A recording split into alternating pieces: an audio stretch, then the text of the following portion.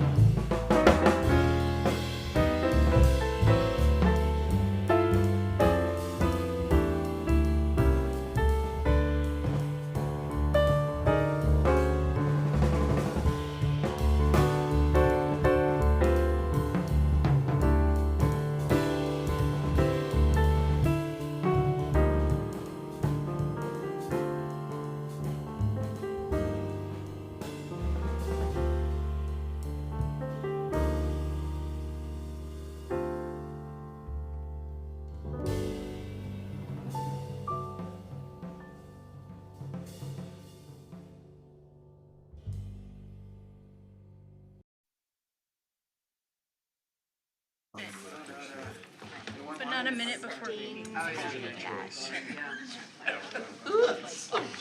We'll add check the chairs to my list. Someone's got to, right? Yeah. So You're good. Starting. Dan gave you the. Okay, it's 5 o'clock. We'll get started. I call the meeting, Village Board of Oregon to order on Monday, July 15th, 2024. We're behind. Item 2, roll call, please. Beshin. Here. Higgins. Here. Kirchdorfer. Here. Mankey. Here. McDaniel. Here. Peterson. Here. And Van Campen. Here. Thank you. Item 3, approval of July 1st, 2024 Village Board meeting minutes if correct and corrections of mistakes, if any. Staff recommendation motion to approve as presented. We have a motion by Tim and Jason. Comments, questions? Hearing none. All those in favor indicate by saying aye. Aye. Opposed? Motion carries. Item 4, public appearances, comments, communications. Items for discussion and/or possible action. A, public comment. This part of the agenda allows members of the public to provide information to the village board, including items both on and off the agenda. 15 minutes will be provided for this item with a 3-minute maximum per speaker. Otherwise, the agenda will proceed as posted. Do we have anybody here for public comments? Seeing none, thank you. Item 4B, application for tax incremental financing submitted by First Choice Dental for proposed dental practice development located at the southeast corner of North Main Street and Netherwood Road, 650 Netherwood Road. If you gentlemen like to come up, please.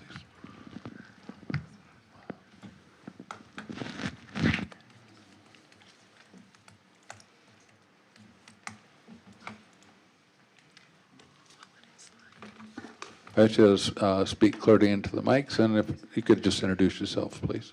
Sure. My name is Steve Lyons. I'm with SJL Government Affairs and Communications, and I represent First Choice Dental on a number of projects. I'm Steve Schulfer with Sketchworks Architecture. We're the architect on the project.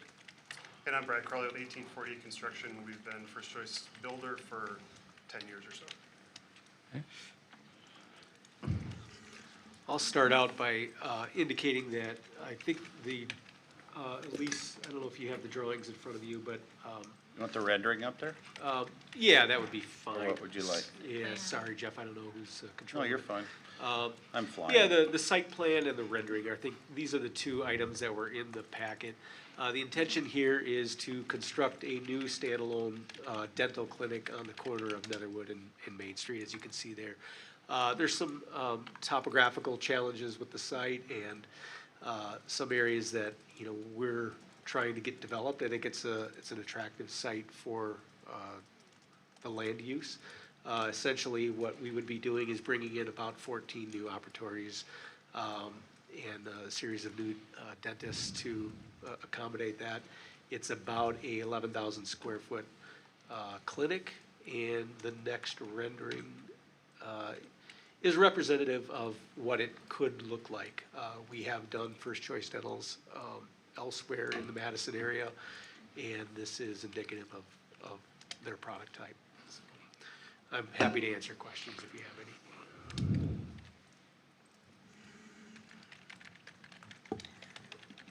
Board members? No? And Phil, I'll just, Please. note for those of you that haven't been following this through planning commission, I think this has just been through one time at planning commission at concept level, so there'll be no site plan approvals or anything yet. And then there's another development looking to do multifamily on the other side of the site, and that is kind of running on its own timeline. There's a neighborhood meeting, coming up later this week for that as well. But, got good feedback from the planning commission on just that initial concept, is what you guys saw in the packet here too. First Choice Dentals, and we have 14 offices in Dane County, and you know, it's been around for about 24 years. Pull the microphone up Oh, to you, sorry. sir. First Choice Dental has 14 locations in Dane County. I think this would have about 14 employees and strong reputation. We've worked great with the municipalities we're in, and so again, happy to answer any questions. Tim? You just mentioned that the cost of the property is excessive. Is that just based on what the owner wanted for it, or is there something more to the development of it? I think it's both what the seller is asking for it and then indicative of the costs of property currently, based on comps both in Oregon and other places. But it is a, you know, very expensive piece of land. Lynn, please. I noticed in the application kind of breakdown, we have a strong focus on sustainability and sustainable building practices. I noticed that there were limited details on that section. We're looking at section 3.2C. It says energy efficient building materials and landscaping that promotes environmental stewardship. Have you, obviously, the building of this facility is done routinely, right? It's not going to be unique to Oregon. But are there any specific sustainable practices that you think could be looked at for this particular site in order to enhance that sustainability factor? Take that one? If you have an answer. So, so typically what we've been doing on these projects is, it's a lot of the low hanging fruit, right? Mm-hmm. It's the LEDs and the stormwater management practices, things like that. Mm-hmm. We have not explored integrating solar use or geothermal on this site. Probably wouldn't make any sense, just due to the, you know, the land configuration. Mm-hmm. So not opposed to looking at other ideas, but we've kind of integrate the low-hanging fruit into all of these projects in terms of thermal envelope of the building, in terms of glazing and insulation values, things like that. Okay, But that's about where it has traditionally ended. okay. Carly? So I'm just going to pick up on the solar. There is quite a bit of federal money out there right now to help make that more low-hanging fruit when it comes to implementing solar in particular. So I would encourage you to check out what is available, especially for And 14 clinics, that's not a small business, but this is a small clinic, so I don't know what those parameters might be, but it's certainly worth investigating. And often some of those solar projects, especially with the federal money, it's often tied with the municipality and the business, so it might be a co-application of some sort. I would expect it candidly. Tom? Could you just allow, so on TIF financing, we have the but-for requirement, that but-for, whether the proposal would occur without the use of TIF money. And could you just elaborate on that and why this is requiring a TIF consideration? I think it purely. Please speak into the mic. Oh, Yes. yeah, I think a number of things to consider, but the margins, frankly, on this, it's a very expensive piece of land. When we, and then other factors that we've listed, when we look at this, we'd love to locate there. It's a prime piece of real estate, it makes a lot of sense, where it's a great company with, you know, it seems like that would be a good partnership with the village.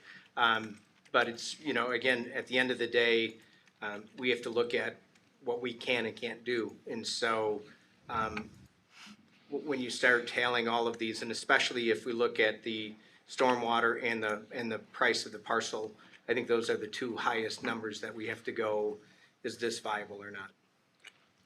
And just ahead of that, we've got two of these under construction, one in DeForest, one in Mount Horeb, and they're fully developed lots. So the storm sewer comes up, and we have to go so far to connect it to your public service. So that's why that one was flagged separately as an additional need for the site. That was like 475 feet, something like that? Yep. Yeah, I forget the name of the street. We have to go all the way down to the next intersection to connect to it. So, you know. Anybody else? Okay, our options here are twofold, there may be others, but one is to deny the application, or secondly, and which is typical, is we'll send this to Ellers for their analysis, TIF analysis. So I'm looking for some direction from the board or a motion. Amanda? I move to continue to the next step. Okay. Second, Jason?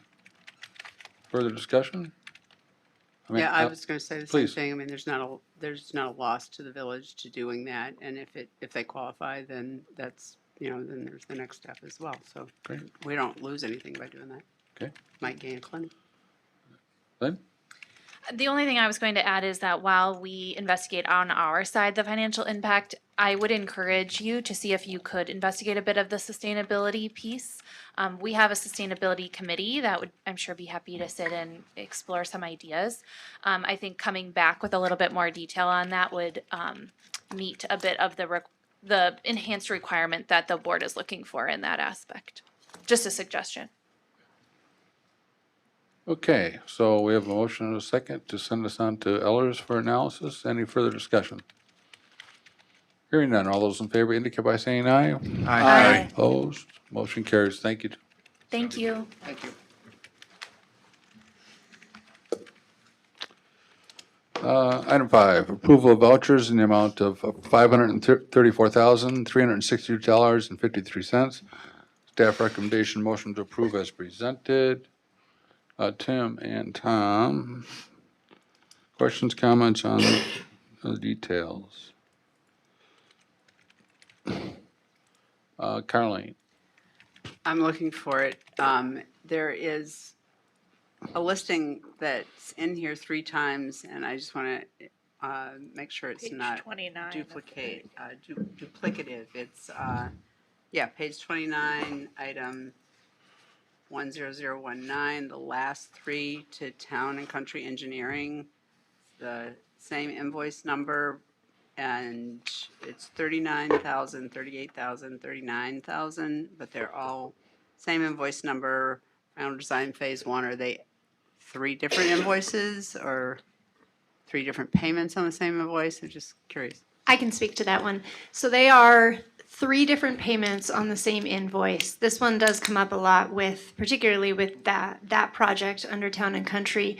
What happens is we have to charge 2 different capital accounts because they're designing a full plant. So some of it gets charged to structures, some of it gets charged to pumps. That doesn't come through on this on the voucher list. Right, So okay. that's why it comes up that way. Thank you. Anybody else? Okay, we have a motion second. All those in favor indicate by saying, oops, sorry, roll call. Here we go again. You even got a note. Doesn't help. McDaniel, Yes. Higgins. Yes. Van Campen. Yes, Kirchdorfer. Yes. Mankey. Yes. Peterson. Yes. And Beschen. Yes. thank you. Item 6, consent agenda. Staff recommendation, motion to approve the consent agenda items as presented, 6A and B. Questions or comments on those items? Oh, get a motion on the table, please. Jason and Lynn. Questions, comments on those 2 items? Tom? On the Flats agreement with Flats Oregon LLC, there was a notation that we weren't certain how that tied into Lakestone. It was in the comments, and did we resolve that? It was on the signature page. Yep.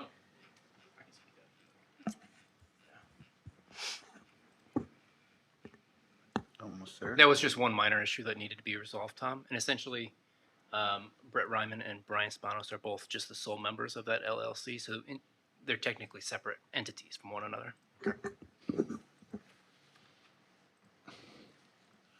Anybody else? Okay, I have a motion second. All those in favor indicate by saying aye. Aye. Opposed, motion carries. Item 7, reports of committees, item for discussion and/or possible action. A, Public Works and Utilities Committee. 1, review draft water system needs assessment impact fee study and consider proposed increase to water impact fee of up to $2,169 per residential equivalent unit. A staff recommendation motion directing staff to draft amending impact fee ordinance for consideration and schedule public hearing at a future meeting. Can I get a motion on that? Yeah, Jason and Tom. Okay, is someone here to speak to this? Yes. Looks like Corey is here.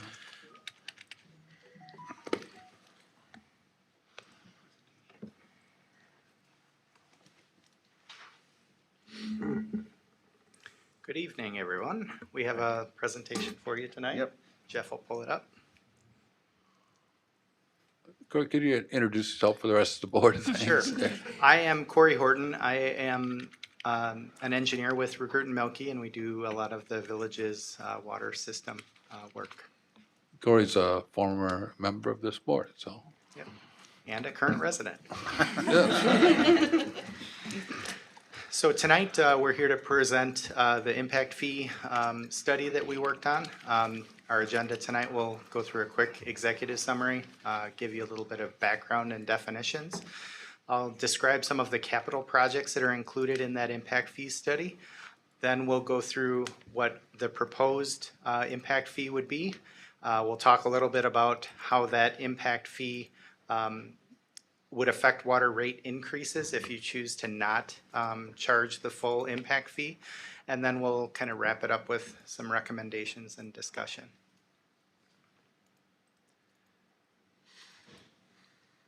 So just to kind of start with the end in mind, what we have tonight is we worked through an impact fee system needs assessment. So that looks at all the projects that need to be completed to accommodate future development. And we prepared an impact fee study, which is the maximum statutory amount that we can bill developers for the additional water projects that are needed. Putting that together was a lot of work between Ruckert Melke, Stafford Rosenbaum, and village staff. It's taken quite a while to get here, so we're excited to wrap this one up. So I'll also go through kind of the projects that are needed, describe those to you, but ultimately in the end, the recommendation that we have is a proposed water impact fee of $2,169 per residential equivalent unit, and I'll describe that a little bit more later too. So what is an impact fee? The statutes allow municipalities to charge essentially cash contributions, contributions of land, or any other items of value that are imposed on a developer to accommodate that development. It's limited to capital projects, so you can't charge impact fees for operations and maintenance. And it can only be the amount that's needed to pay for the portion that's needed to serve that new development. It gets paid for at the time of construction, so usually a developer is paying these fees. And like I mentioned before, a residential equivalent unit, what that boils down to is a 3/4 inch water meter. So as much as a lot of this applies to residential units, it does also apply to commercial and other types of development, and it's based on the amount of water that they use. So from a funding perspective, when you have a capital project, you have to pay money for it. And that money comes out of one of three different pots. It comes out of either ratepayer funds, which are basically water bills. It can be funded directly by the developer. So if a developer has a capital project that just serves a specific purpose for a development, they can pay that directly. And then the third mechanism is that impact fee. So that's usually when there's kind of a blend of uses. So for example, one of the projects that we have is a well, and that well serves not only a single developer, it serves many new developers and other benefits in the village. So that's why we split it into an impact fee. So impact fees are not new in Oregon. You've had them since 2003. It started. The rate at that time was $1,210. Over the years, it's been updated to accommodate new projects, new costs, and that's why we're here today. Ultimately, in 2024, we're looking at this update, which would be $2,169. So now I'll go and touch a little bit about the projects that are included in this impact fee and why they're needed. Well 6 would be the newest well that has already been drilled. So the photo that's there is actually the well being drilled. In addition to that well, there's also a pump house and things that need to get built to deliver that water to the water system. So ultimately, this project is a new well to provide 800 gallons per minute to the primary pressure zone. It will serve new development, but it also provides some benefit to the system as well. That project is under design, being designed in 2024, and then construction will be 2024 through 2025. And the project funding is $2.9 million for that project. And of that, percentage-wise, 69% of that can get charged to that new growth, new development, and ultimately $2 million of that project can be paid for through impact fees. The next project is a elevated storage tower. So this is to provide additional storage. Again, it's to serve new development, but it does also provide some system benefit. The tower will look very similar to the tower that's on Lincoln Road. It's an elevated spheroid tower, like is shown in the picture there. And it's needed to correct an existing deficiency in the amount of storage and to provide future storage for development as it occurs. That project we expect will be designed in 2026 through 2027 and then ultimately constructed in 2028. That project is $4.5 million, and of that, 2.5 roughly is eligible for that impact fee because that's the split of what's needed for system benefit versus to serve new development. And the final project is an interzonal booster station that will take that stored water from the tank and we'll be able to pump it between the primary pressure zone and the high pressure zone. So that's needed to correct a deficiency in the system, but it's also needed to meet the future water needs and fire flows. That project is scheduled to be designed in 27, constructed in 2028, and that project costs $2.6 million, and of that, 1.43 is impact eligible. So boiling all that down, I've said this number a few times, $2,169 is kind of the percentage, the dollar amount that we've determined that could be attributable to new development.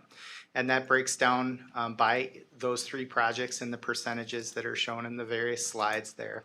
And that's how those projects get paid out ultimately. When the impact fees are collected, they go into specific accounts for those projects. So that number is a pretty significant jump from where we were at with our current fee. Our current fee is $1,202, so it's increasing roughly 80%. So that's a pretty big jump. This is the maximum amount that's allowed under state statute. You can choose to adopt a different amount if you want to, and we'll talk some about the reasons of why we're recommending the maximum. So one piece to consider is this water impact fee is just one piece of the impact fees that a developer pays. The village also has park improvement and acquisition fees, and then they also have the library impact fee. So in the village, the total impact fee burden is $7,375. And on the next slide, we kind of break down what how that compares to similar communities surrounding Oregon. So you can see on the left side, we range from the village of Wanakee at like $4,200 to the right-hand side, the village of McFarland is over $12,000. So the Oregon is in the red there. Again, that's $7,300-ish. So we're kind of in the middle, maybe a little bit to the right of the pack and a little bit higher than some of the surrounding communities, but not the highest by any means. So with that, I talked about how these projects have to be paid for out of different pots of money. So if you're choosing to not collect that full impact fee, it would need to come from water rates. So Lauren is going to present what that would mean for the water rates if we didn't update this impact fee. So I don't want to get too far into the weeds on this. Martin is going to talk at greater length about the CIP tonight, but like Corey said, the rates versus impact fees split is kind of a crucial component to understanding how these play into the overall funding of the utility. So with that in mind, Ellers did go ahead and front load our water utility cash flow for us this year using the draft CIP that you're going to look at later tonight for water.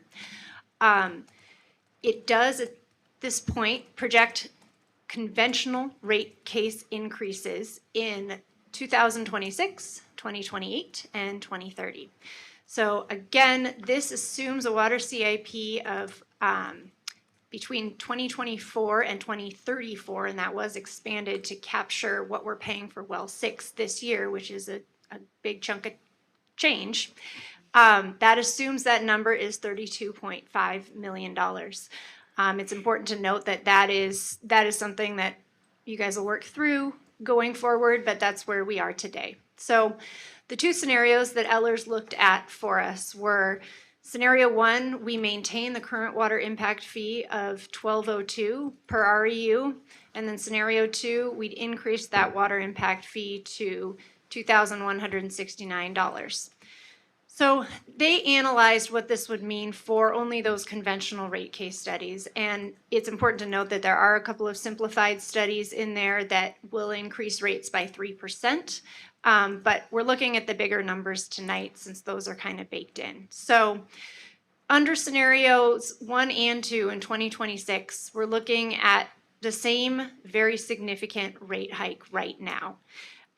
It doesn't really make a difference what happens with the impact fees when you get to 2026, which is understandable because we haven't really collected too many impact fees. And when the PSC is calculating rate increases, they are always looking retroactively. They do not project out forward and calculate what debt you will have. They simply look at what is on hand today. And that protects the consumer because you're not collecting rates that are exorbitant to fund projects that you may need. But it does make it such that you're not really planning to have all that cash on hand, and so those numbers are equivalent. So you get out 2 years from that, and you start to see a small but noticeable split in how the rates are increased in that year. So that would be the year that the primary pressure zone tower as well as the interzonal booster station would be borrowed for. And so that's what that year is capturing. And there you start to see a difference. It's just about 0.5%, but you're starting to see that deviation because we have had a little bit more time to collect those impact fees. We have a little bit more cash on hand. We are paying some of our debt service down on the Well 6 project with those impact fees, and so we're holding a little bit less debt there. In 2030, you see even a greater split there. So again, we're upping rates to account for a lot of these projects in that CIP, but we have collected those impact fees. We are paying debt service with those impact fees. And so there you're starting to see a significant difference. And it's important to note that in this needs assessment, it's projected out to 2045. And so we would be paying off that debt service on those projects through at least 2045. So these numbers will continue, and you'll likely see greater splits as we go forward with those projects kind of still being on the books, but funded ever more so by those impact fees. Jeff, can you? Thanks. So a couple of things to consider in this. There is no escalation factor applied to the water impact fee in either scenario. And an escalation factor is simply like an inflation factor. So you can choose to account for rising construction costs, rising cost of living by applying an escalation factor. We do this on the park improvement impact fee. Each year it goes up based on a factor that is based on the construction cost index. And that is one thing that the Public Works Committee talked at great length about and did recommend looking at an escalation factor. If you go with that direction, then the amount collected by impact fees, at least per unit, goes up each year. And so you would be collecting a little bit more, and that would change how rates do fall out. Another thing to consider is that this impact fee study is happening here 4 years after the last one. The last one happened about 16 years after the one prior to it. So it's important to keep these up to date as you start to get new numbers, actually borrowed numbers, what we're seeing for construction costs as we get closer to construction of that primary pressure zone tower. So this assumes that there's no adjustment of the impact fee through 2034. Realistically, it's good practice to go in, especially after each of these major projects, and figure out what you actually borrowed and adjust that impact fee to account for that amount. The last thing to consider is this current draft water CIP is very conservative. It has a lot of projects in there that are being funded entirely by rates right now that are very development tied. And so it really is a high dollar amount. And even though the projects in this impact fee are expensive, they are getting kind of almost hidden in a sense in those rates by these other very expensive projects. So that's something to consider too, is that the amount of difference in those rates will likely be different as these projects actually do or don't move forward, and as developer contributions are taken into account in the funding of those projects. So the bottom line here is that increasing the impact fee does reduce necessary rate increases, and that effect is seen more prominently as you get into the out years as those fees are collected. And so as we keep working out, you'll start to see a greater deviation there. All right, so impact fees, I guess one thing to consider with them is they're generally thought of as being fair to the ratepayers. When a new development comes in, it creates a need for additional services. So it makes sense that those people that are generating that need pay that cost. Impact fees are, like I mentioned before, are usually paid by builders, but they typically get built into the cost of the construction, be that a home buyer or a company that is putting in a new facility. Cumulatively, these impact fees increase a median annual mortgage payment by 2.5%. And that's not the water impact fee, that's all of the impact fees. And as you probably are aware, the median home value is probably much lower than what new construction costs are. So, you know, this looks at the median home value. So I guess the next steps. So tonight, you're here to you know, consider this impact fee amount to decide if you want to go with that statutory maximum or not. You need to consider if you want to include an escalation clause or not, and then also provide a recommendation when impact fees should be updated or looked at again next. After that recommendation, then we need to go to a public hearing, so we need a Class 1 notice. And then ultimately, it would come back in August for that public hearing and final adoption and implementation of the impact fees. So with that, I think that was our last slide here. We would be available for questions. Well, I have one, but I'd like, if I could see the last slide again? Yeah. Thanks.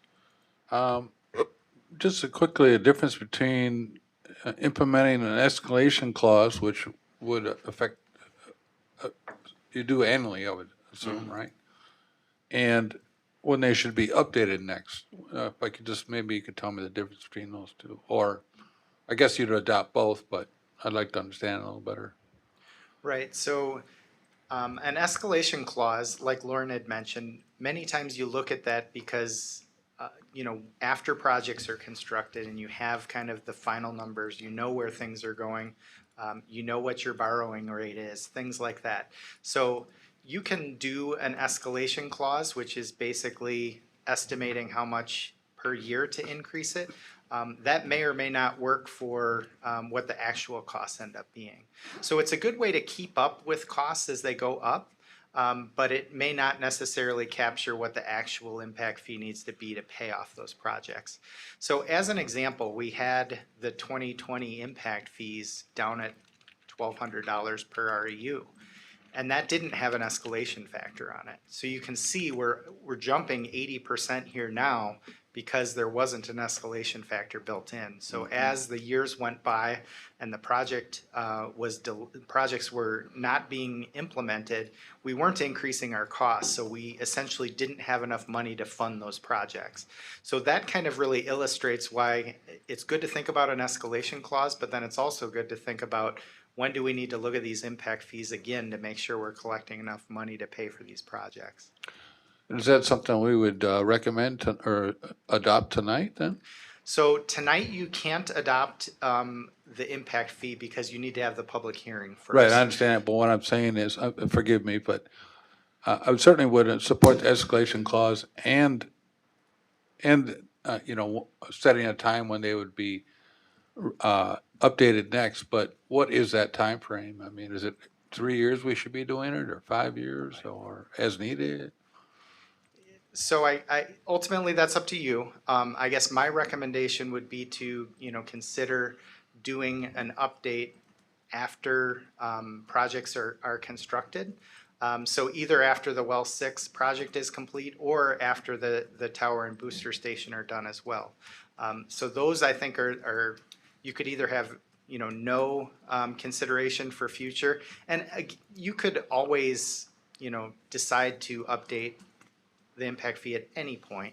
But I think it's good to think about consciously and include it in your recommendation, kind of what you want to trigger that, just so it doesn't get forgotten about. Okay. Jason? To clarify too, the updated impact fees, that would possibly capture any new projects on the horizon as well, correct? Mm-hmm. Right, yes. So if it's determined additional projects are needed to serve new development, you could add those in at an update period. That's correct. Lynn, Carleen, Tim. I have two questions. My first question is around the slide comparing us to other communities. Do you happen to know if they are also using escalation clauses? Would this chart essentially keep growing in the same fashion? Or could it be possible that if we do adopt an escalation clause, we could start to creep ourselves up higher? That's a very difficult thing to get an answer to. Okay. Lauren and I spent a lot of time hunting down these numbers even, so I guess I don't know how many of these have an escalation clause or not. Okay. So I think the thing to consider is the project costs are the project costs. And you're either putting that into rates or you're putting that into an impact fee. So even if and you can't collect more impact fees than what you need to have to pay for those projects. So even if there was an escalation clause in there, you're still just paying for the project. So I guess I wouldn't be too concerned that you're going to jump above these. But the thing to also consider is sometimes, the impact fees look low, but their rates are tremendously high. So you're paying for those projects one way or another. Right. Okay. And then my second question, I'm sorry, is just 2 slides above that. Could you just help me understand the bullet where it says this is the maximum fee allowed under the Wisconsin state statute? Is that because of the percentage increase or the number? I mean, it can't necessarily be the number if we're allowing an escalation to start happening. Right. So the statutes allow you to, again, collect money to pay for projects that are needed to serve new development. So we've allocated the cost of the project that is needed to serve that new development. So that kind of is what creates your statutory maximum. So the maximum that can percentage of those projects that's needed to serve that new development. Okay, so it's based on that percentage. Yes. Perfect. Thank you. Colleen? No, go ahead. I'm Sorry? when they're done, I have a question. Oh, I yeah. saw Jeff's hand. So I seem to remember that when you were here before, you said that there was a time when we collected too much and didn't spend it and had to return it. And so I just want to remind us that that happened, and we need to make sure then, as you were saying, that we update pretty frequently so that we know that we're not getting ourselves into that situation again. And if I remember correctly, that's why it went from 1,800 to 1,200, because we didn't want to be in that kind of situation again where we were caught not spending money that we had collected. Am I remembering that correctly? Yes, you are. So that's one thing we didn't present here tonight. So these fees that you collect have to be spent within 8 years. So if you collect a fee, you have to do a project and pay for it. So that's why the refund needed to happen. It wasn't like we were collecting too much money. It was that the project wasn't constructed within that 8-year window, so the money had to be given back. And that is a big reason why, things jumped, because we gave some money back. The projects took longer to construct, construction costs went up, and that's why there's the big jump in the amount now. So it is a big reason why we should just do them and then reevaluate, make sure that we're on the right track as far as these impact fees go. And then, so along those lines, this is kind of a question about new development. I mean, I don't know about you, but I'm not seeing that slowing. And it seems to me that the prospect that there will be more projects, as you mentioned, down the road is pretty significant. So when these impact fees are collected, they are earmarked already for specific projects. That's what you said. So that's the money you have to spend on that project. And if something else comes up, you can't transfer that money. Correct. Okay. Thank you. Tim? Okay, so well 6 and the tower and booster are fairly major projects, yes?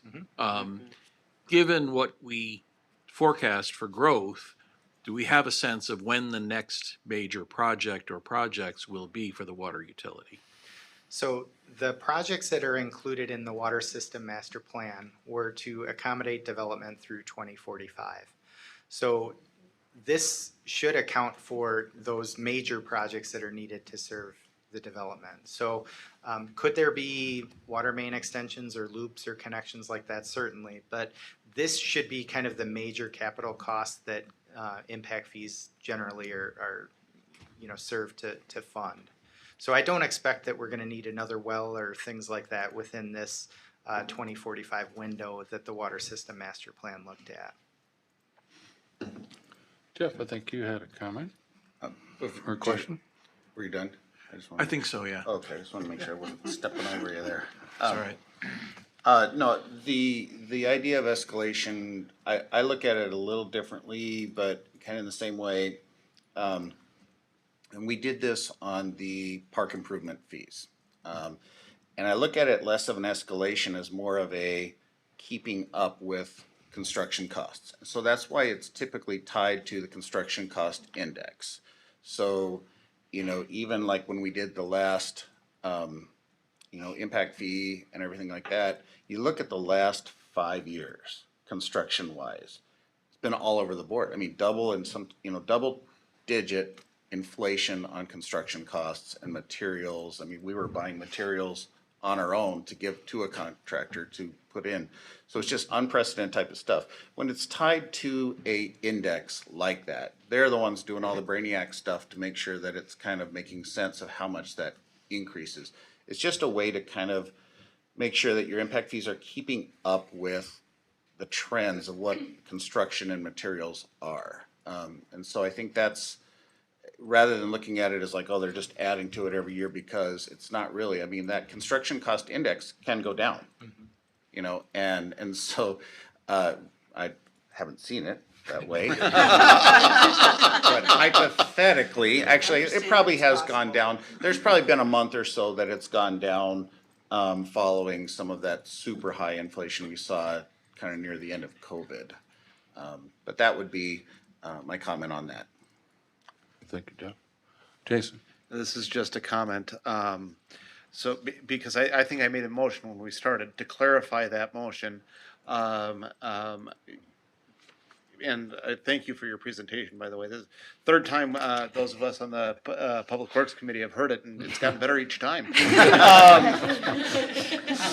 Sorry I missed that, but go ahead. Yeah, right. That the recommendation is to amend the impact fee with the escalation and to be completed and to be updated after every major project is done. That way, it's the end users, the new people, new users of the construction who will end up paying for the new use that we're currently paying for instead of the current ratepayers. Okay. I have a thought on that. I mean, we don't want to do we really want to open the can of worms in like a year and a half when we're done with well 6? That's what I'm thinking of is. So I have a thought on that. Yeah. For well 6, we will apply for Safe Drinking Water Fund loans, which affect the interest rate that you pay for on the borrowing for this project. And that could be 2 to 3% difference on what you're paying on your borrowing. So from that aspect, I think looking at it as each major project is completed is probably worth it right there. Not to say, what is the uncertainty and how much the construction ultimately costs in the end. It might be cheaper, it might be more. If it's cheaper, you're going to want to update it anyway because you'll be collecting fees that you'll then have to refund, which you want to avoid that too. So I don't think that there's any harm aside from the effort that it takes to go through an update, but with the work that we've done here, I think it will be a lot easier to update in the future. I think one thing I'd also point out, and I defer to Lisa here, there is a change made in the needs assessment and the study when you switch over from saving for construction costs to paying down debt service. And so just to keep us in line with statute, it is important when you make that change to make sure that's codified. Further questions, comments? Phil, just a comment. Please. On the total impact fees for the village, just one thing I wanted to make a note of. There's the park acquisition impact fee, which only applies in some fairly rare circumstances. So, in fact, I don't think it's been applied in 5 years, at least, since you've been But here. we might have some projects coming up. But we might have a would. couple that it may actually be triggered. So in most cases, you can lop almost $2,000 $2,000 off that 7,000 because it only happens in some rare instances. The other thing I was going to say too is related. The other impact fees, the library and parks fees, we probably will come at you to update those here, or at least get them underway to be updated towards the end of the year here. The library project's obviously done. They've transitioned into debt service, so we should reevaluate that project and the impact fee based on the actual costs. And then parks fees as well, because we completed our 5-year plan for parks and rec at the end of last year, and so the underlying capital needs in the assessment have changed. So we should make sure that we evaluate that and that we're capturing everything that we need to. Thank you, Martin. Carly? So when you say that, Martin, do you think that overall they'll all probably come down a bit? Or be, I mean, I'm not sure. I'm not sure. you don't know? Yeah. Okay. I would anticipate the library fee would be able to be increased based on the needs assessment that was originally conducted. Okay. So the original cost and the needs assessment is probably lower than what the actual cost of the project ended up being. Yeah, construction Got costs it, went up okay. considerably since that was done, so. Thank you. And then the two park ones, one sounded like may come down and the other might go up. Well, both would probably, we'll look back at the 5-year plan because the 5-year plan actually evaluates it's almost like a preliminary needs assessment that's done for the impact fee. So they gather a lot of the data that goes into that calculation. So we'll see. I mean, I think there is a lot of stuff that was added into that plan. So I would anticipate that those may go up. But the park acquisition fee, as I was saying before, it doesn't always apply to every development. It only applies if the development didn't previously pay or was required to pay a fee in lieu of parkland, which is related to subdivision, land division. So if they had to do that, then they don't have to pay that. And so in most cases, they're already paying that fee, or they're dedicating parkland as part of the Yes, so subdivision. can I clarify, that means that they're dedicating parkland, and Yep. so they don't have to pay a fee because Yes. something doesn't need to be acquired to meet our standards for number of residents for park. Okay, Yep. thank you. Yeah, so in most cases, like I said, in most instances in the last handful of years, you can probably knock that total down to 5,300-ish. Anybody else? Amanda? So just to clarify, you are looking for a motion to draft amending the impact fees and scheduling a public hearing in the future. That's the motion we're looking at. So you need to know. I think I can clarify Yeah, that maybe. yeah. First of all, we have a motion and a second, and I think that encompasses, and Jason clarified, one was to direct staff to proceed with the ordinance, et cetera, for 2,169, plus an escalation clause, plus a policy of reviewing fees as practical. Does that clarify that for you? And does that agree with what? Yes. Yes. Okay. Okay. All right, so, any other questions? Okay, we have a motion second. All those in favor indicate by saying aye. Aye. Opposed? Motion carries. Thank you, Corey and Lauren. Thank you.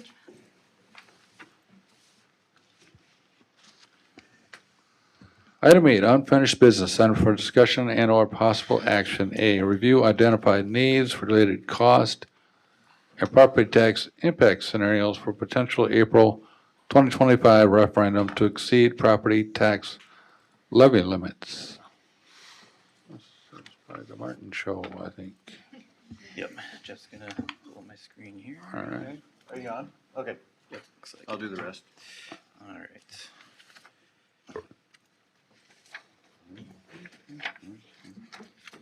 All right, so at the last meeting, we talked about this process here. I went over this, kind of gave a maybe a sneak peek of tonight's meeting, so I'm not going to walk through all of that, but if there's any questions, I can answer them. So for this part of the process for considering the referendum, we're in the identifying needs phase, and for the last month, our departments and other partners have been putting those together, and so they're in the packet tonight.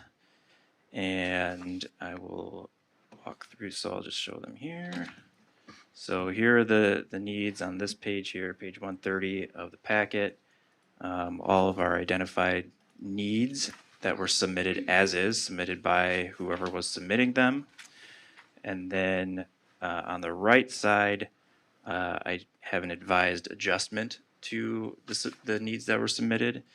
And those adjustments are due to a number of things. One is some positions were submitted as duplicate. So a couple people submitted for janitor hours. So just created one janitor position and subtracted off the other two requests.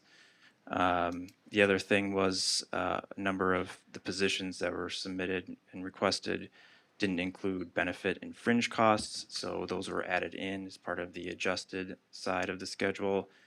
And then there were some other things, some smaller costs that were identified in operating that could typically be handled in a typical budget year and may not be worthwhile in a larger referendum requests. And then some items that were capital needs that would require debt financing that don't really fall into the category of operating needs. So those adjustments were made, and happy to talk about any of those if there's any questions. But you can see that the bottom line of the adjusted is the 6.7 million. And then on the schedule following this, you can see all of those adjusted needs being prioritized by their ranking 1 through 4. So those are all the needs, and again, we're happy to, I think all of us are happy to speak to any of those or answer any questions regarding that. The other pieces of this are the initial property tax impact. And so I can talk about that here quick. And like I said, I showed this at the meeting last time, so you had a little bit of sneak peek there. But so in this schedule, obviously over here, you can see 2024, which shows our tax rate and tax impact that occurred this year on a property value here. 200,000, say $200,000 assessed value property paid $1,028.57 in the village's portion of property taxes in 2024. And so here is the current projection here for 2025, and where our levy, we think our levy is going to be, and then the impact on the value there, and then the dollar increase from year to year. So a $200,000 assessed property home, see a $58.62 increase based on our projection for 2025 from 24, and that's about a 5.7% increase. So then for 2026, we're projecting off of the projection of 2025, and you can see each column here represents a different amount of referendum. What if in these first two are just big round numbers just to see impact $500,000 referendum, $1 million referendum. And then you can see the scenarios for if we did all of those priority 1 needs, a $2 million referendum, just a round number there, 2.4, all priority 1 plus half of priority 2, 3.6, which is all of priority 1 and 2, 5.1, the first 3 priorities, and then the 6.7 was the all priorities. And then you can see the impact across the schedule on the value of a home and the dollar amounts running across there and the percentages. So that is what that looks like right now. And then the second thing that I wanted to show from just an overall impact. So this next one on the next page just looks at not just property taxes, but cost of all village services that we provide. So obviously we have property taxes, we have our water rates, our sewer rates, we've added the wheel tax, we have the street light charge as well that's been added on. And so this schedule here looks at just one specific property. And it's an actual single family home property in the village of Oregon. So in 2017, this property was valued at $308,400. It paid between taxes and utility rates, and this is, these amounts here are the average single family water rate for the year and the average single family for sewer rates for the year.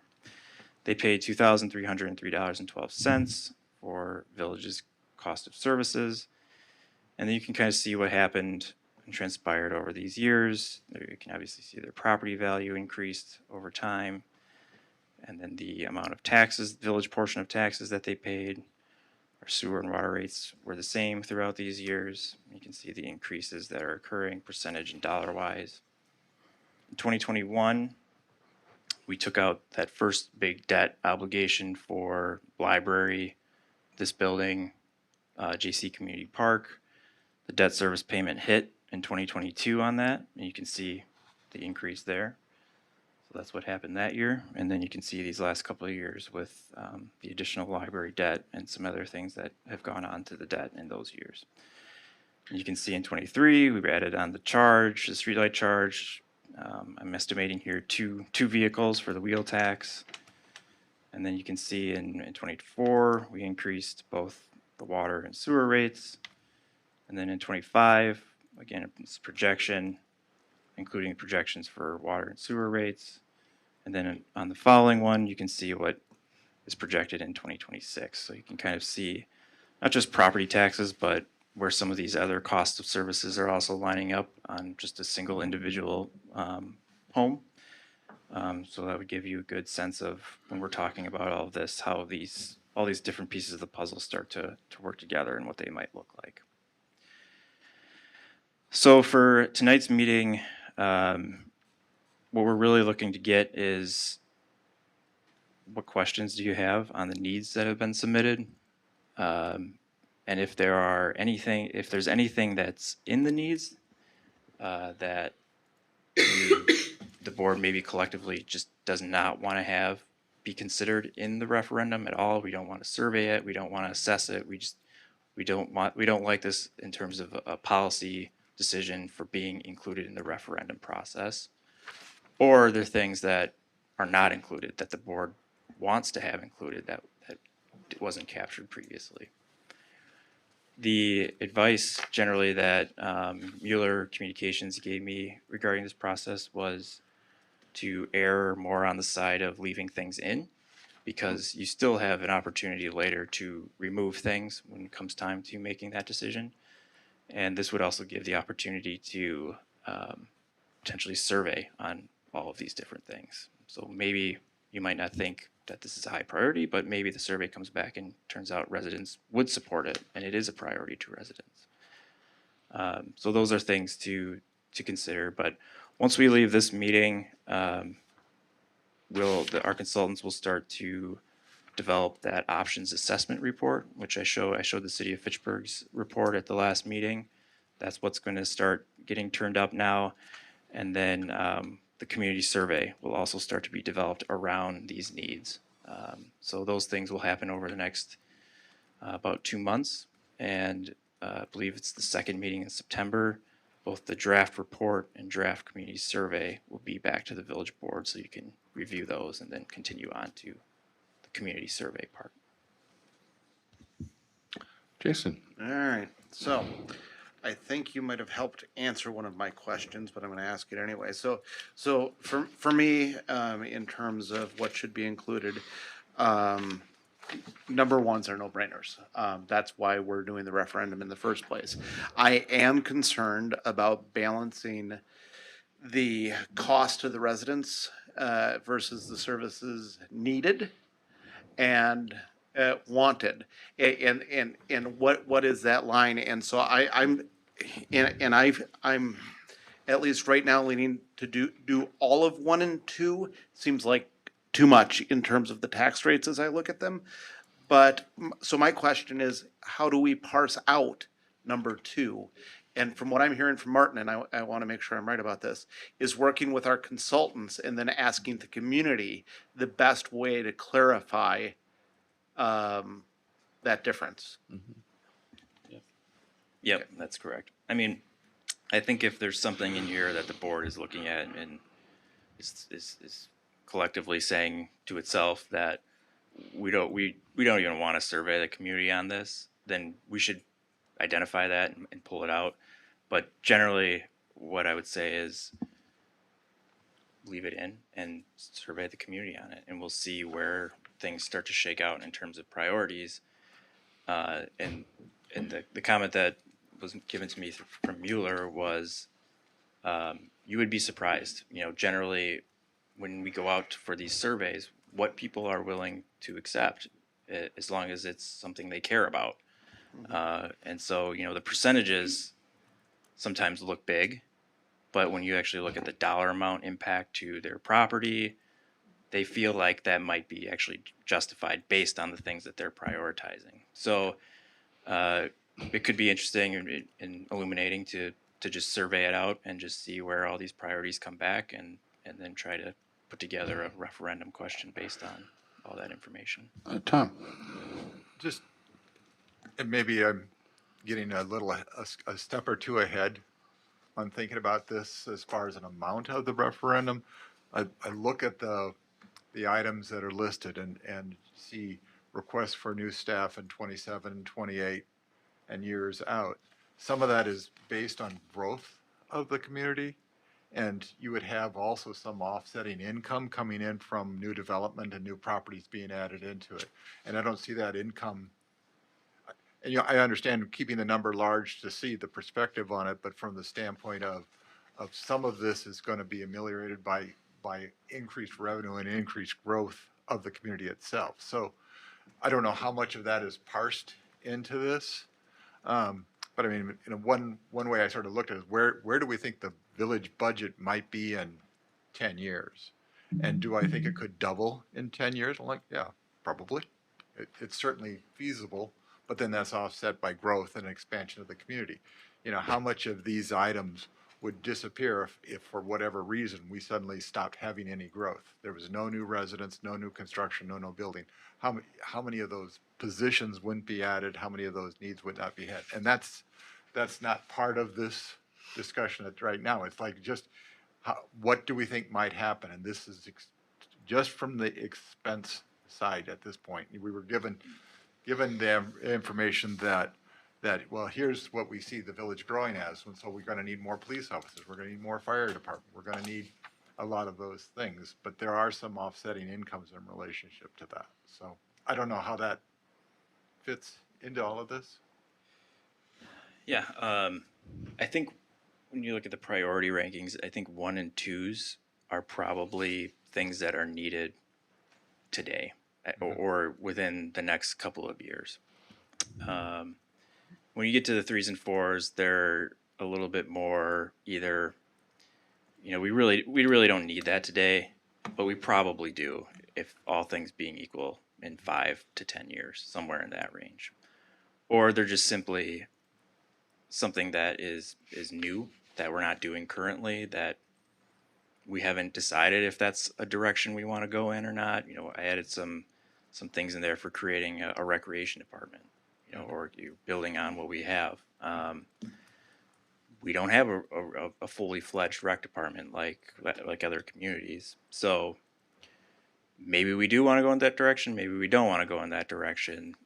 So it's ranked as a 4, as maybe it'd be nice to have, but potentially maybe that is a very high priority for the community, and it would rank a lot higher in the survey, and maybe that's something we would want to consider in the referendum.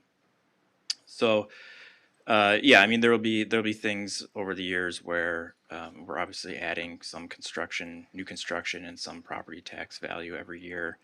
That amount generally, assuming that we're able to do some of this, those amounts are really going to be needed to capture inflationary increases for salaries and other things happening within operating, because these are really capturing those big time hits that happen, right? I mean, we can generally accommodate slow growth and inflation, but the ability even just to add one position becomes a challenge. Right. Yeah, I guess I see the ones as we're understaffed now, and then the twos are, well, we're gonna be understaffed later in a coming cycle. So that's sort of puts perspective on it for me. Lynn and then Jason. So I appreciate, first of all, the clarification. I think that's really helpful for us to understand that leaving things in tonight just to get an idea from the community is very useful. I've spent a lot of time since we've gotten this packet considering these ones and twos, talking it out. And the thing I would really like to direct Mueller, I'm sure they're probably going to do this anyway, but the thing I would really like to direct Mueller in asking in this community survey, and I want to preface this thought by saying that all of these entities are so important to the village. So I do not want this comment to be taken as that I believe that certain entities are not as important. But the requests from like the entities of OCA Media and the Oregon Youth Center, which are not, their department heads are not directly under you, correct, Martin? They're not village. They're correct. They're their own organizations, yeah. Is something I would like to know what the community thinks about, because if we are increasing our contributions to these really wonderful organizations that deserve to have more funding, I also want to respect the fact that taxpayers want us to make those smart decisions with the money they're then bringing to us. And if we do not have that oversight, I think that's a consideration. So in my mind, I question those specifically in the twos section, but I agree with Jason's comment, which is that I think getting some community feedback on that would certainly help me to understand what others think about that. Yeah, Go ahead. Sorry. Go ahead. I'd likewise say something similar to the fire EMS request too. You know, they're a separate entity, and their requests rely in part on the three other communities being okay with those requests too. So, you know, there's an element of, you know, we have these positions that are in priority one, which I think we would agree are important, but we don't know if they would be actually approved by the district, right? We're assuming they would be, but maybe they wouldn't be. So how much do you want to incorporate into a referendum things that rely on the decision of something else that may or may not happen? So that'll be a consideration to think about as well, you know, once it comes time to make that decision. Okay. Jason, then Tim, I think. So I did forget when I was asking my first question. My second question was employee wages, which is number 2. I'm curious about what's included in that. I know we just got employee wages where they need to be comparable. Is that mainly COLA, cost of living increases that will keep us up to date on that? Does that include the firefighter EMT wage challenge that the chief, that was brought up when the chief was here by the board? Just a little more detail would be helpful. Yep. So the employee wages is 500,000. So we went through a compensation study in 2022, and the results of that were, on average, depending on, you know, which position and sort of what projection you looked at, village positions were anywhere from 8 to about 14% below market for comparable positions in comparable communities. We've made progress on that, but we haven't fully implemented getting everybody up to where they should be on that scale. So about 300,000 of that is to finish the implementation of that study from 22. And then about another 100,000 is trying to estimate further movement in the scale. So we want to do a market review next year of our compensation plan because it's been 3 years. It's been 3 years now. So presumably in the last 3 years, these scales have maybe already moved again. We did try to future-proof that a little bit in the scale that we adopted, but we may look at that and need to move it a little bit more. And then another 100,000 is related to potentially addressing compression, specifically in the police department where you have officers who are on a different wage scale. They're in the union wage scale contract, who are now approaching sergeants, their supervisors, in the same amount of money that they're making. And so some of that might be addressed by just looking at the market adjustment that we want to review that we want to do in 2025. But there could be some further adjustment there because the market may not reflect what's happening here specifically in Oregon, and our positions may be more quickly approaching our sergeants. But also what happens then too is you kind of have a cascading effect where, okay, we want to move the sergeants a little bit higher so they're a little bit farther away from officers. Well then, now they're encroaching on the lieutenant, the chief. Now the chief is encroaching on the administrator, and now the sergeants, they're encroaching on department heads. You know, so it's like, you know, second line supervisors are encroaching on, you know, department heads. So there's kind of like this big, you know, compression thing that needs to be sort of addressed. So there's an additional kind of money built into that estimate for that potentially happening. So when we look at employee wages, you know, 500,000 is probably the all-in where we want to be starting 2026.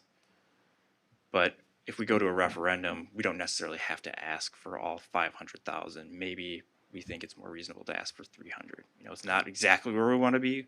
We can keep working, but it gets us a little bit farther along than we would be otherwise, at least. Thank you. That all makes sense and helps me be able to explain that. Okay, Tim, Amanda, then Carleen. Okay, I have three thoughts looking through this. One, I got concerned about the priority ranking because it's different people ranking different things, and maybe what you call a 1, I'd call a 3. And I guess if I'm hearing you correctly, the community survey will sort of sort that out, what's more important. Okay, then I won't worry about that. Second thought was from a police department standpoint, I've seen that, for example, the city of Denver, Colorado is adding a position for mental health, and reading through the chief's report, it seems like we have some challenges dealing with residents who have mental health. Have you considered adding a new position that would be more of a mental health specialist to partner with the officers? Would this be the place to do it? Absolutely, and I don't think there has to be a solely designated officer for that. That could be a secondary hat that one of our officers wears. By adding this lieutenant, it's going to allow us to start building that program. And so, for an example, the Dane County Sheriff's Office, they use their community deputies to be the mental health officers. Works great because when the boots are needed on the ground, though, and they're needed out on a call, they set that aside and they're there to make sure services are They're provided. still officers. Yeah. So that's built into this. Okay. Yeah. All right. Thank you. And then my third thought was the consideration of the wheel tax and the street light tax. To me, that's priority 1 and ought to be front and center with the marketing of this idea that if we do this, it's to replace this other stopgap stuff we did because we didn't have enough funding. But I don't know how others feel about that. Amanda, then Carleen. So that was one of mine, Tim. Yeah, mine too. I was gonna bring that up, and I mean, I think for comparison, I don't know how much the street light fee and the wheel tax, like how much the numbers would go up if those are in there? They're in there. Yeah, they're right there. Oh, okay, good. 340 and 113. Okay, yeah, I would, So it's a small amount, really. yeah, I would want the in the survey. I want to know how the public feels about that, because I think if that's something we definitely want to include, I mean, I don't know if they'd agree it with the ranking of 4. They might rate that higher, but in any case, I think that should be included, because if something was taken off to sort of to more Offset. yeah, to more equitably distribute the burden, let's say. Because the wheel tax is really hard for some families. And then in the third ranking, I lost my place here. We're looking at a grant specialist, full-time potentially, and I didn't know if we had enough grants, or were anticipating getting enough grants to warrant a full-time as opposed to a part-time. That, I don't know, I was curious about your thoughts. Yeah, we could do either one. I think sort of two things feed into this. One is, I think it's helpful to have a kind of a worst case scenario here. So we're working from a top end number and we can always pull it back. Second thing, for grant specialists, what I've seen commonly is these positions are housed within like a finance department, and often we'll have like deputy treasurer responsibilities or some other financing roles that they fulfill when they aren't doing grant work. They're at least assisting with the other work that's being created as you grow in the finance department. So whether that's needed or not, or whether that combination is what makes sense here, you know, we can talk about that. But otherwise, we could pull it back and it just be a part-time position as well. Carlene's next. So I also was curious about taking the wheel tax and the streetlight fee out of the equation, and I would think that would be kind of a high priority.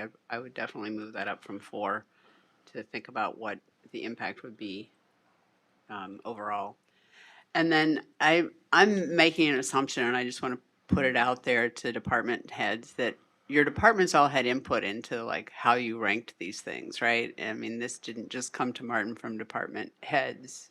Folks in your department said, yeah, I agree, or, you know, had an opportunity for input into these things. Because if not, I feel like they ought to be able to do that first before, just because it impacts all of them. And so that's a question and a thought. You're saying, let me make sure I understand what you're saying. So this side here is how they were submitted as is from departments, with the department's estimated cost and the department's priority ranking. And right. I'm just putting the comment out there that before we send this out to the village to have input from the village, that people within departments who are being impacted directly by these things, I just am putting it out there as a comment of they ought to be in agreement that these are how things should be prioritized. Yep. And it's an assumption I'm making that they were. I'm just saying it out loud. Yes. Jason. So I have a question about the wheel tax and streetlight charge. I'm there in spirit, but I want to make sure that if we were to eliminate those and include them in the referendum, if it were to eliminate those, if it were to pass, would funding it in that way keep up with the costs that those taxes are covering? Forgive me, but I have a comment on that. Okay. Those taxes are baked into our current budget. If we go to a $2 million referendum with the understanding that we're going to repeal those taxes, now we've reduced the proceeds of the referendum by 25%.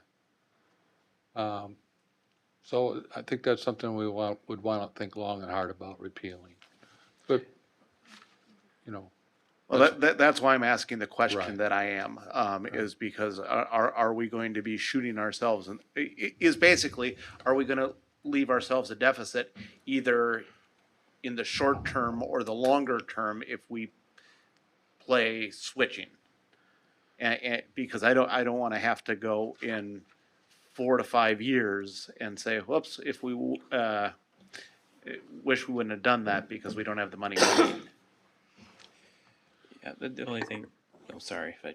Go ahead, please. The only thing that I would say is, as Phil said, it's about $440,000 in funding from these two sources that is being used to fund operating. So there are costs that are already baked in, and if it goes away, we need another funding source to be able to maintain what they're funding year to year. So I think to Phil's point, what you're saying is, essentially by eliminating them, you can almost look at this example here where you're doing about a $500,000 referendum to repeal these two things, and this is the impact of just doing that, and we haven't addressed any of our actual operating needs. So, however we want to do it, and again, I think the survey is would be really telling on if this is a priority, then maybe we need to include it. Tim? Yeah, just to clarify, my point was to replace that revenue with the referendum. Include that in what we're asking for and everything else we need, so that it isn't a loss, that we're not taking a step back, but that we're funding it through the referendum instead of through these other taxes that are. Well, would the intent then to be repeal those taxes? Yes. Well, either way you look at it, you're reducing the income to the village by $500,000. It's not a replacement. If you go out for a $2 million referendum, and at the same time you repeal $500 income stream, then the net proceeds of the referendum are $1.5 million. Yeah, you'd have to do a 2.5. Well, right, but either way, either way, you're gonna have to replace $500,000. Right. Yeah, okay. Right. But I would prefer to replace it through the referendum rather than keep doing it through the streetlight and wheel tax. That would be Okay, my well, preference. and that's a different, and That's all I was I understand trying to that. suggest. That's all I was trying to suggest. I understand that. And I think, I'm sorry. Go ahead, Tom. I think what Tim's point would be is change the priority so it appears higher. I don't know how the priorities impact into the survey. Not at all. Not at all. So it's going to be on there either way. So I guess it doesn't make any difference, but we want to make sure it's in and there's some strong feelings about it. So. Jason? Hold on. Be on there either way. That's not my understanding of what we're talking about. I think we're talking about and correct me if I'm wrong, Martin, if we're including number 1 on the survey, number 1 and 2, or number 1, 2, and 3, or 1, 2, 3, 4. That's what we're supposed to come out of here tonight with, correct? Out of here tonight, what we're really just looking for is, of this entire list, is there anything that we don't even want to move forward with at all? Okay. We don't want to even talk about it as part of the referendum. We don't want to survey on it. We don't want to do anything with it from this day moving forward. Gotcha. And as I said, I think, and then again, the advice given is err on the side of leaving it in, because we can survey all of this and see where all of these priorities shake out. And I think when we come back in December and we get the survey results, we can look at those and then we can compare them against the organizational priorities or staff priorities or department level priorities and try to find somewhere where this is going to go in, this is going to go in. Maybe an HR director doesn't survey very high, but it's a critical need that the organization needs. And maybe even if it doesn't rank high, maybe it still gets into the referendum in some manner. And the same thing goes for any other one of these. That's helpful. Thank you. Carleen and then Lynn. No, not me. Sorry? No? Okay, Lynn. So I just want to clarify once again, Martin, there will not be questions on the survey centered, kind of piggybacking off of what Jason is saying. right now we're looking at this is the impact of taxes on priorities 1 and 1.5 of 2 and 1 and 2, but that's not going to take place on the survey, meaning that having the fees be in 2 to see what that cost increase would look like for a taxpayer bill. We're not asking that kind of a question on the Right. community survey. Okay. Right. This is more or less just to help all of us understand the scope and magnitude of kind of what we're talking about here. More the survey will more or less ask questions on, you know, do you support things like public safety? Would you support a referendum that added X amount of officers and X amount of firefighters? Do you support OCA Media or the Oregon Youth Center being included as an increase as part of this referendum? Do you support having the library open on Sundays? That's, you know, a portion of these requests are entailed within that. Would you support having a recreation department? Would you support removing these fees as part of a referendum? And then I'm sure there'll be questions on what level of referendum in terms of dollar amounts impacting on your home. What would you be willing to support? You know, would you support $200 added onto your home, and would it be for XYZ thing? You know, so we're really talking about that. This priority level is really more of a tool for you all to see what the level of urgency from staff is based upon their needs. Carly. So do we need to make a motion that you include everything, I mean, in the survey? Is that part of what you were looking for before, like, or you could take some things out? And I had something else and it went out of my head, so sorry. We just don't want to get to September when we present a draft survey to you and you look at it and you're like, what is that doing in there? Get that out of there. I remember the other thing. I just want to make a point that anybody who wants to look at this, it's in the packet. So if people want to see what we're talking about, it's in the packet. And I think you did a really good job of explaining it before, Martin. So if people watch and then they open the packet, they can figure it out. Okay, so if I could just, just quickly maybe steer us back a little bit back to, and Carleen just touched on this. Are there any items that we want to eliminate or any items that we want to add? Jason? So I'll just say two things. One, I couldn't see anything that I'd eliminate. I also can't think of anything I'd add, and I want to thank the village staff and directors for coming up with this. And it's a quick turnaround and not easy, so thank you for that. And as my wife tells me often, it never hurts to ask a question, and so let's ask the community. Okay, so, for a motion on this, or they're not necessarily, yeah? So a motion to approve as presented, essentially? Yes. Okay, I would make that motion. I'll second. Looks like, Tim, everybody, yeah. Okay, further discussion. Hearing none, all those in favor indicate by saying aye. Aye. Opposed, motion carries. Thank you for a good conversation or discussion. Item 8B, revote virtual participation in village board meetings. I think Lynn added, someone who added this to the agenda. You're right, I did add this to the Okay, agenda. well, Good memory. you're I on. forgot. I didn't put together, I mean, I'm assuming, Martin, you put this together? Correct. Do you want to talk about it? Sure. Thanks. So this has been, and we talked about it at the last meeting a little bit in relation to the strategic plan.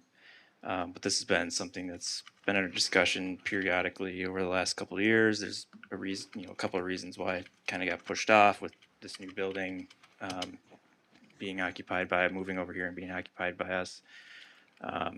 And then just other priorities occurring.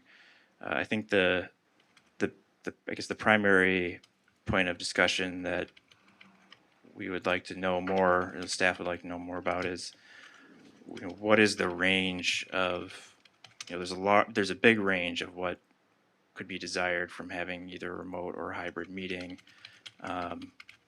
And the top end of that is, fully engaged hybrid meeting with elected officials remote, public remote. That level of service is going to take a lot more in resources compared to, something that's much smaller in scale.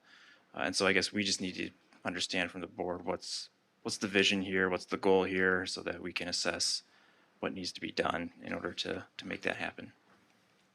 Amanda. So, I was one of the people who was kind of pushing for this, so I'll just talk about my vision and then people can chime in if they like it or whatever, but the main, what I hear back from constituents is they are interested in a Zoom option so that they can provide comments to the board in real time at a meeting during the public comment. And a lot of people work until 5 and they'd be in the car driving home, but they could stay later at work if they wanted to appear on the Zoom, but they can't make it to the meeting because 5 o'clock is really hard for some people to get here. And while, we have nights like tonight where there's nobody, right, that wants to comment in person, there are some nights where, issues where a lot of people want to say something, and having a Zoom option just for public comment at the beginning would satisfy the constituent needs to be able to be here by 5. And then we don't allow public comment during the rest of the meeting generally, so it would just be for the very beginning of the meeting. And then we could say we're gonna turn off the Zoom and you can stream it the rest of the meeting, online. It would be streaming already, right? So OCA Media would start the meeting, and then when we have the Zoom on, they would be showing the Zoom screen. We'd have our public comment. Someone in the room here would have to control the Zoom. They'd have to monitor who raised a hand and have a queue if there's lots of people, and integrate that with what's happening in the room, because there might be people here too. So you do need someone to coordinate that, someone to kick out people out of the Zoom if they become unruly or whatever. But that person, I don't know who that would be. I don't know if that's a staff member or a board member could volunteer to do that. I'd be happy to do that for some meetings. I don't know. But you'd need someone to run the Zoom. But we have the technology to do all of this already. And then at some point we say, okay, we're going to turn off the Zoom. You can continue to stream it online if you're watching, you want to see the rest. Carlene and then Lynn. So I like that idea. And I think that OCA Media, being the people who stream it online live, should really be the people who tell us the best way to do that, since we're not the experts.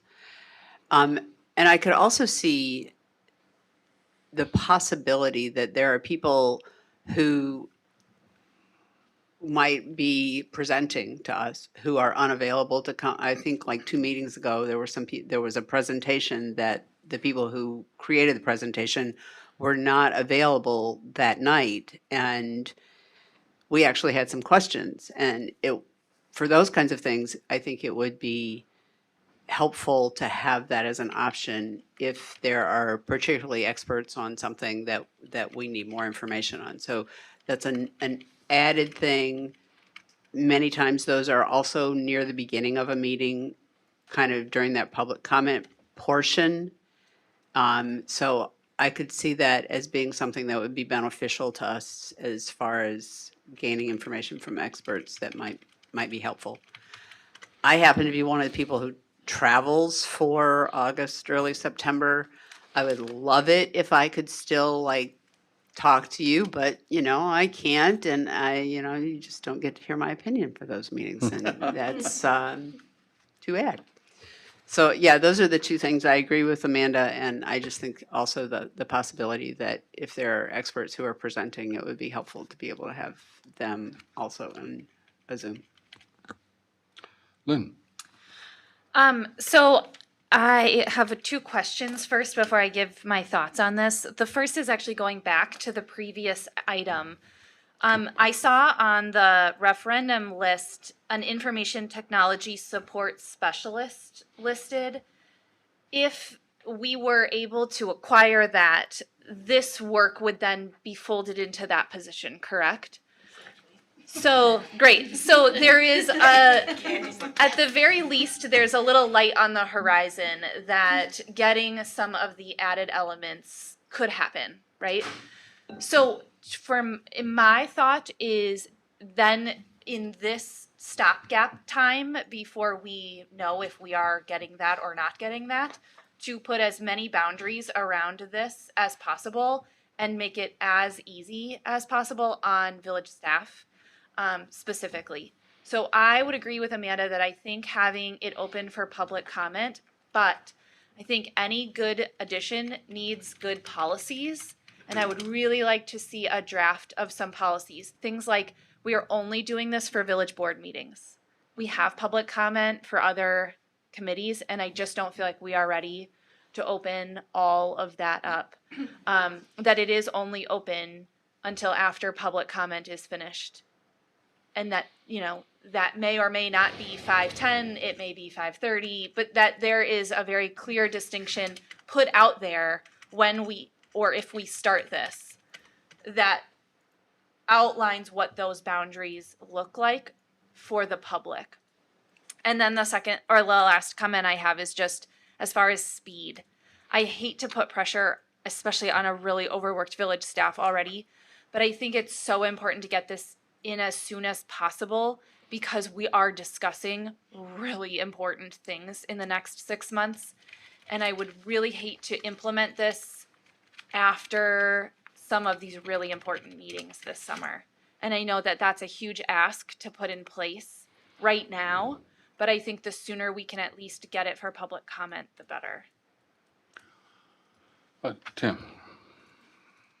In general, I'm a big supporter of getting public input on everything we're doing. But I think it's okay to put some of the onus back on the citizen to participate. I like the idea of making it easier, but I'm really concerned about trying to build a whole technological solution and then maybe nobody uses it. What if just on the email that goes out for the people that have signed up to get the agenda in the packet, there was a third link where you can leave a comment that would be read as part of the public comment? It'd be pretty simple to implement, and we could, at that point, get a sense of how much comment is out there from people who can't make it to the meeting. It would work totally on their schedule because the agenda's out 3-4 days ahead of time. They could respond back, we could print them out, or we could have them included with the packet. And then their comments are a part of the public record. We're not responding to them anyway, right? So it doesn't have to be interactive. It's just a chance for them to speak and be heard. And, you know, maybe that solves 80% of the concern we have without having to make a major investment or tie up somebody's time. Tom? I guess I want to make it clear that we're not talking about a hybrid meeting. No. That is not what we want at this time. I think that would be too much time, too much work, to involve too much staff time. I think that having a brief availability of, and it doesn't have to be Zoom, it could be Google Meet, or it could be a variety of other easily implemented technologies, and they would appear as a computer screen during their presentation or their speaking of it. You can control the speakers. But beyond that, absolutely not. We just don't have the time, and we don't have the technology, and we don't have the people and the resources to do it right now. So I'd be okay with something very basic, very simple. Just here's another opportunity for a few public comments. I'd be interested to see how many people actually interact or respond to that.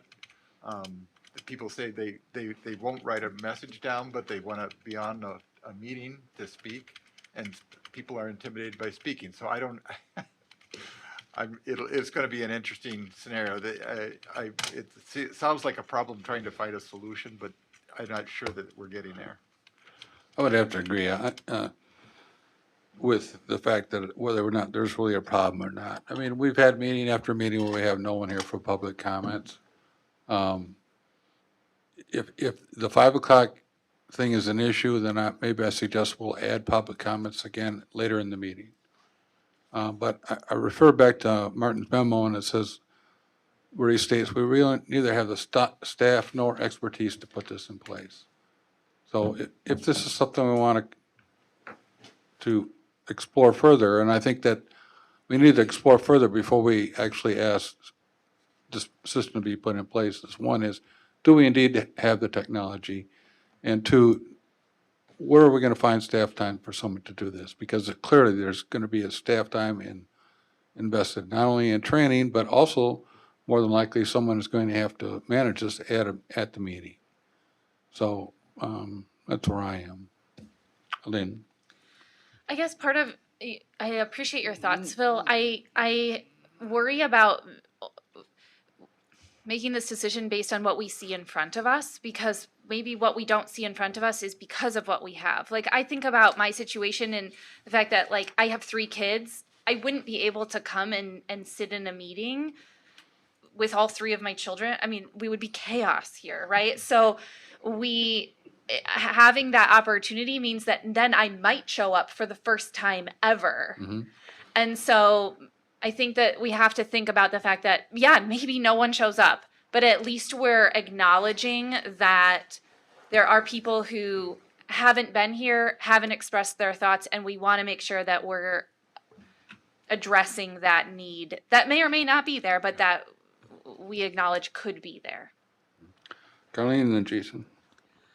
I think one of the things that we heard in the last election cycle was providing more opportunities for village residents to speak to village board members in a setting where they feel like they're being heard. We get emails all the time and respond to them individually, but many times those issues don't actually come up at a board meeting.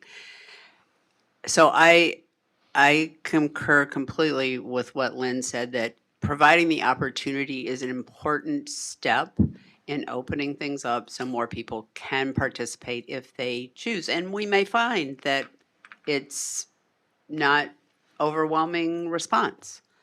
I like the idea also of encouraging people to respond to the emails that they get, because we represent the residents of the village, and providing opportunities for them to talk to us in various ways about issues, I think, is important. And if we can do that easily, I think we should. Okay, well, let's, Jason, go ahead. Well, I'm actually, I'm very much in favor of public comment, public opinion. It's very important. It should direct what we do. I was very in favor of the virtual participation, but I'm actually very intrigued by Tim's idea, because it takes the onus off of the staff. And I mean, it could easily be a link to a Google form that says no more than 3 million words or whatever. But would be a reasonable length that we could have read at the meeting. People are heard. It takes away the virtual component, and it also takes away the problem from the staff, and then us having to manage if someone decides to try and take over the public comment section through virtual, and someone's got to be quick with the mute or the kickoff button, which wouldn't be a lot of fun. Amanda, then Lynn. So I'm intrigued by the idea, but at the same time, who does that end up falling to collecting those responses? That's on staff again. They have to create the form. They have to track who responds. And I'm reluctant to do that. I feel like asking somebody for 5 minutes of the first part of the meeting or 15 minutes, whatever it is, for Zoom comment to monitor Zoom is a lot easier than all this behind the scenes, making sure all the comments get counted and cutting and pasting or whatever needs to happen to make sure that we see everything. That sounds, yeah, it sounds onerous. Personally, I think that's my preference would be to have the Zoom meeting at the beginning. Lynn, I think Renee. Yeah, that would be my concern too. I have two concerns about the written comments. First, I think there should have to be a limit. Otherwise, we might just get novels to read, which I like to read novels, so feel free to send them via email. But I worry about the risk that poses. I'm just going to throw, Candy, your name out here because I'm assuming that who we're talking about to collect those and read them, if someone submits one of those at 4:59 and then you don't read, now we have you being blamed, and I don't want that. Like, I do not want more stress on your shoulders to make sure that you've gotten every single one and that everything gets read as it needs to be. I think that puts a lot of ownership on you, whereas like your original comment, Tim, which is to put more of the onus on the resident. I think the Zoom does that. It says you have to use this link, you have to abide by the 3-minute time limit, you have to respect the rules of this meeting, and you have to be here, even if that's virtual. It does create at least some responsibility in that aspect. So I, again, am also in favor of the video. Tim. I would just kick it back to staff and say, in terms of time, what do you think would be more challenging to manage? Or less challenging, I guess is really the question. I guess of the two, sort of options that it sounds like are coming out here. Yeah. I don't know. I think each of them would be interesting. I do kind of agree with Lynn a little bit. I can see myself, like, what if I miss somebody's? I wouldn't want to be in that position. But I'm thinking really hard about it too. And we do have in our board policy for agendas and packets, there are some rules about allowing individuals to submit things to be in the packet under public comment, and there is some deadline. We do have some built-in deadlines for those things already right now. So, I mean, we could certainly apply some rules to an opportunity like that, but it's just, I don't know, it's hard it's hard to tell right now. Level of work involved. Yeah, but also, like, even if you do go virtual, I think there needs to be, like Lynn said, a specific policy that says by such and such time, the Zoom link will be available, and I think that needs to be consistent, because what if someone comes in at 5:20 and now wants to be here for public comment? So I think that needs to be very specific in the policy. So. And actually, if you don't mind me commenting. Please. Our police commission does a hybrid. It started out rocky, the IT side of it, and it's unfortunate too, because then people feel like they've been shorted because they were ready for that Zoom moment and we couldn't connect. But just throwing this out there that if Candy, Martin want to come down, or any one of you want to come down and see how ours works, maybe that'll help show how that's going. We've had a lot of good success with candidates who are being discussed in closed session, sitting off in a room for a while, and we let them in, we let them out. But yeah, it's certainly one where you have to go slow and make sure you're not putting them in the room when they shouldn't be. The other issue too is the resident side of it too, confirming they're a resident. So, thank you for your comment, Chief. Does that also include a public comments element? No, they Okay, don't do so- public comment, but as far as when we hold our meetings, it's open to anyone and everybody. So the link is on our agenda. Anyone can click it. I'm the one that runs the Zoom side of it. The room fills up. I know who's sitting in the room. We let everybody in for open session. Sure.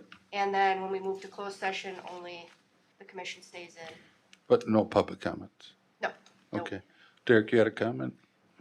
Yeah, so we have quite a bit of experience in working with different communities who have varying degrees of technology, right? Where it's something like this where we typically don't have any hybrid or virtual option. Others where they have a complete hybrid option for both members of the public and members of the governing body itself, like in the city of Stoughton. And to the extent that staff has practiced on that and they have the resources available to do that, it can work fairly well. But it also raises other issues that we have run into in the past legally, right? Even with the open meetings law, right? One of the things, every meeting has to be preceded by a meeting notice that identifies the location of that meeting. And if you tell the member of public that they can attend at this link and somebody messes up that Zoom link, that's a problem. And in cases we've advised that you actually have to just cancel the meeting. You've told somebody that they can attend one way and now they can no longer attend that way. You can't simply just repost it 10 minutes before the meeting starts. Right, and so there are these little wrinkles that come up when you start to handle it this way. Thank you. Well, let's make some progress. Let's, motion on the table, or, it seems to me that, it's not to, we can't exactly direct staff to please put this in place as soon as possible. There's certainly other steps ahead of that. So, maybe someone wants to make a motion, see what they would like to see happen next. Tim? I would make a motion to ask staff to take the issue under consideration. I think the one consensus we have is we'd love to encourage more feedback from the community. And I'd ask staff to consider ways to make it easier for people to comment if they couldn't be here in person. That would be my motion. Okay.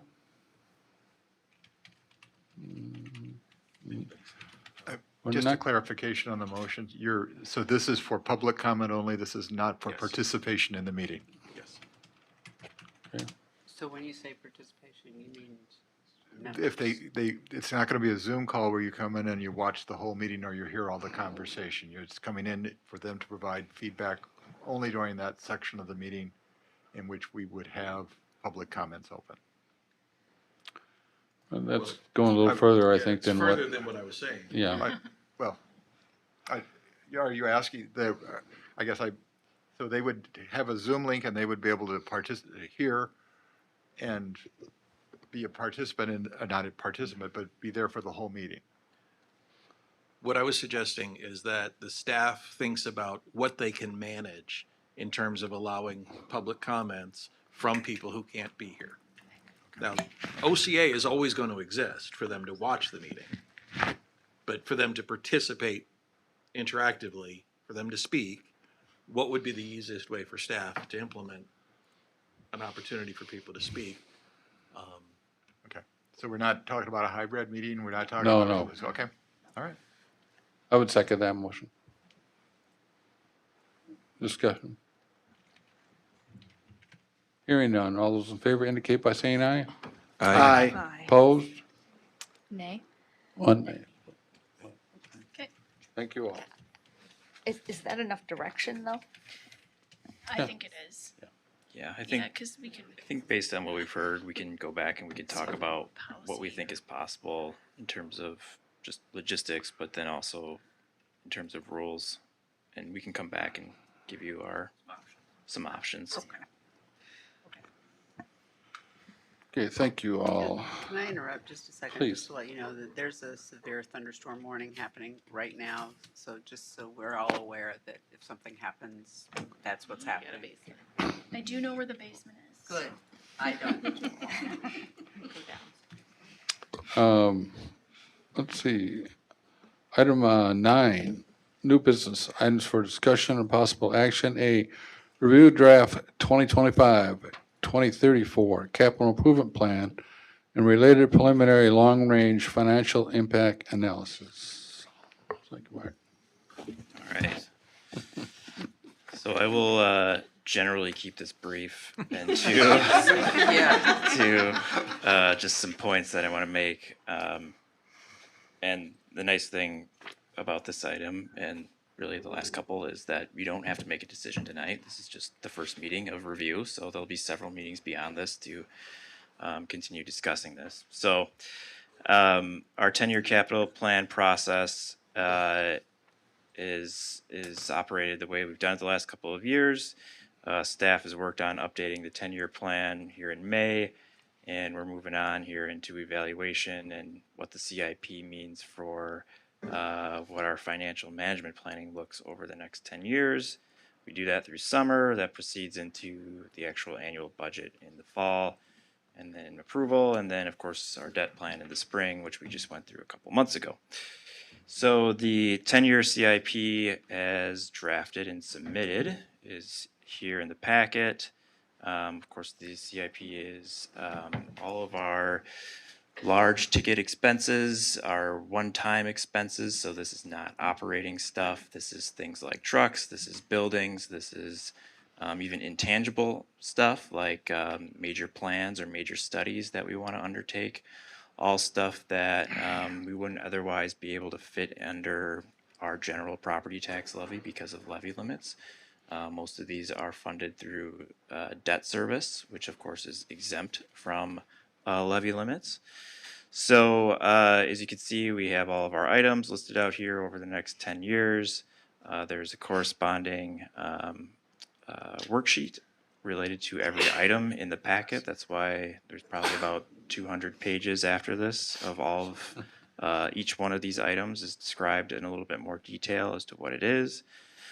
The two things that I wanted to highlight here are obviously beyond just the requests themselves. You want to discuss those and ask questions and move things around or push things back. But we also like to look at what it means for if we implemented the plan as proposed, what the actual impact of that plan is in terms of property taxes and on our debt capacity. So this schedule here, this analysis here shows what our debt service impacts on for a $420,000 home in terms of property taxes. So in 2025, a $420,000 home, their village portion of the property taxes, $877 of that will go to pay for village's debt service. And then you can see, based on our capital improvement plan over the next 10 years, the debt that we will need to fund that, and then the impact on a $420,000 home over that span. So in this analysis, it shows the amount paid rising from $877 to $1,405 in 2033, and you can see it kind of taper off after that. The next analysis here is our debt capacity. So we are, even though we can exempt debt service payments from our levy limit, there is a maximum capacity that we can take on in debt, and that's tied to 5% of your total equalized value. And so in this analysis, you can see our equalized value is 1.8 million, or 1.8 billion. The statutory debt limit is 5% of that. You can see in 2024, that was 91 million. We've also imposed our own limit on our debt to 75% of that statutory debt limit, which is 68 million. And right now we have 42 million in existing debt. So we're at 46% of our statutory limit. And then 75% would be our imposed limit. So you can see over here in the orange, you can see if we implemented the 10-year CIP as it's presented, you can see the increase in levy that would occur, or the increase in the existing debt service that we have. And then you can see the percentage of the limit that would be occurring, and that peaks at 69% in 2030. The other thing, I'll just segue right into a couple other things here. So one of the priorities of the village board in the strategic plan is the possibility of developing a business park. And so one of the things that isn't included in the CIP as it was submitted was potential costs related to potentially maybe acquiring property and developing that property with infrastructure. So what I did is I had Ellers put together a CIP analysis under a scenario that would account for up to $6 million in additional need for business park development. So you can see that item under community development, $4 million in 2026, $1 million in 27, $1 million in 28. So that's trying to anticipate land acquisition and maybe some infrastructure improvement. But again, that's not based on anything actual. It's just based on trying to have some kind of round number to estimate off of. So I had them do that and then also rerun the tax impact plus the debt impact, and you can see the impacts there.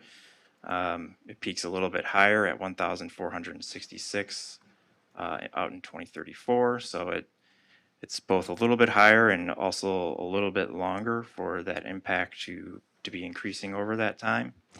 And then in the 10-year debt capacity analysis, instead of that 69% in 2030, you see it peaking at 75%, which is our self-imposed limit. And actually, it's just a hair above our self-imposed limit by like $400,000.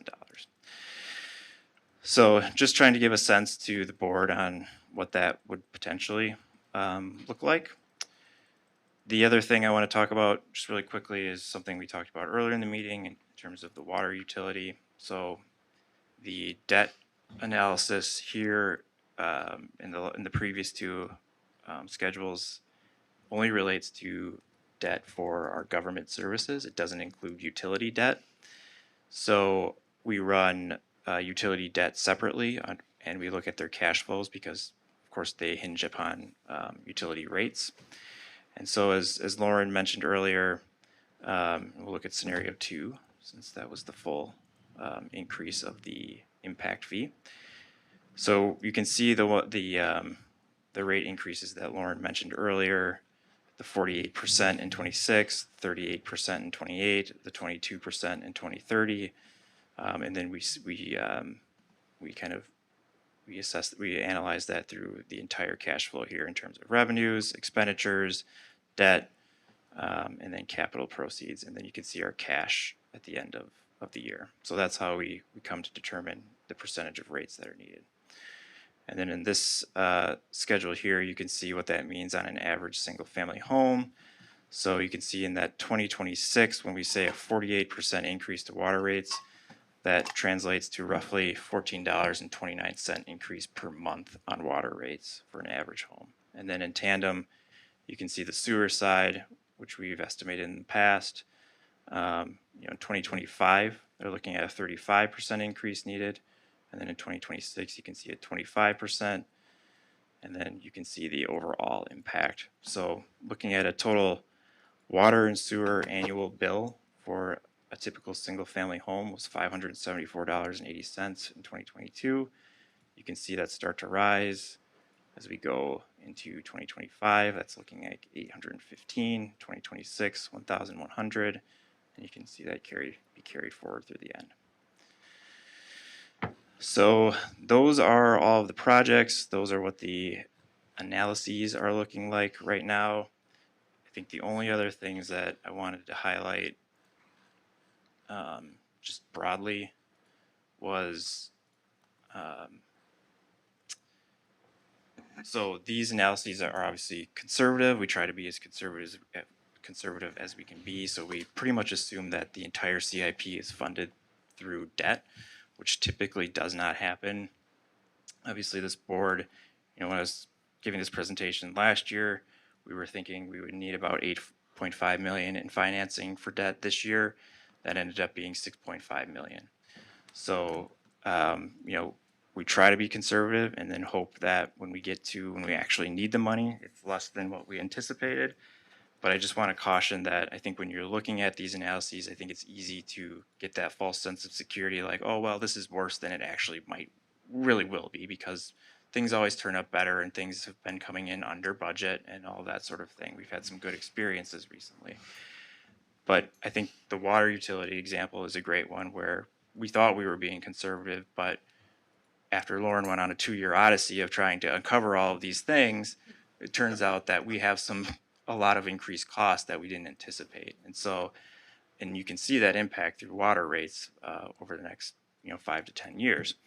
So I think it's easy to look at these and think things will be better, things will be rosier than they look, but don't expect that. I think it's better to show up when it does, and it is, and it's great, but don't try to build that into your sort of mental understanding of everything that's being presented.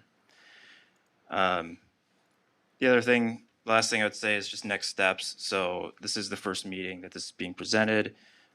We have at least 3 meetings where we'll keep talking about this. This will be on the agenda for all 3 of these meetings. It'll be on the agenda for the September 16th meeting as well. That's when Ellers gives their presentation of the fully developed financial management plan and fully developed utility cash flows.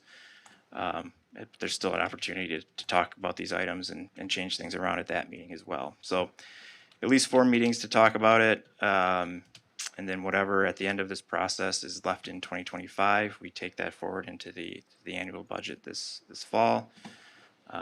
But really the questions that we want to be putting to the board right now are, what's in there for what's being proposed and what's in the draft.